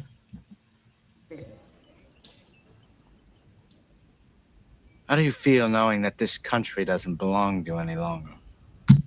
Good actor, by the way. I mean, what do you think of that? How do you feel knowing that when you graduate from college, you might not be able to get a job because of the color of your fucking skin? Because it's a fucking quota. People don't realize how far down the drain America's gone. What do you think about that, Remy?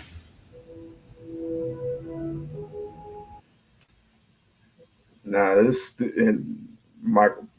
Remy played by Michael Rappaport, another good actor. Remy doesn't realize that he's being radicalized, that he's being recruited. Shame. But this is a lesson. Guess I never thought about that, man.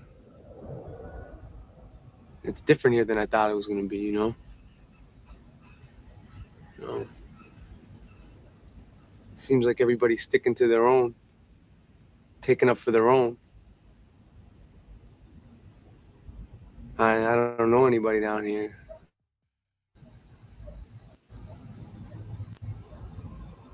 I don't know, it's different, man, you know? All I got is me. No, man. And me. We're brothers by blood. Yeah. You got me too, Remy.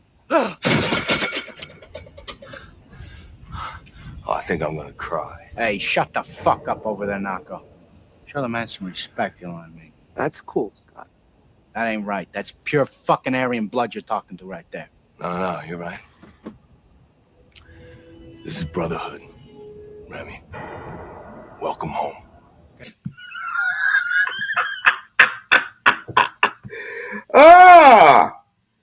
So you gotta stick together just like Lillian. just like Lillian. You feel a certain way, and I understand it. I understand that you have been radicalized into thinking that you were paralyzed into saying the words that you wanted to say. Well, guess what? I often say the same things that I always say. People keep coming up here and challenging me about it. I was like, so say what you want to say. Say what you want to say. Say it in your chest.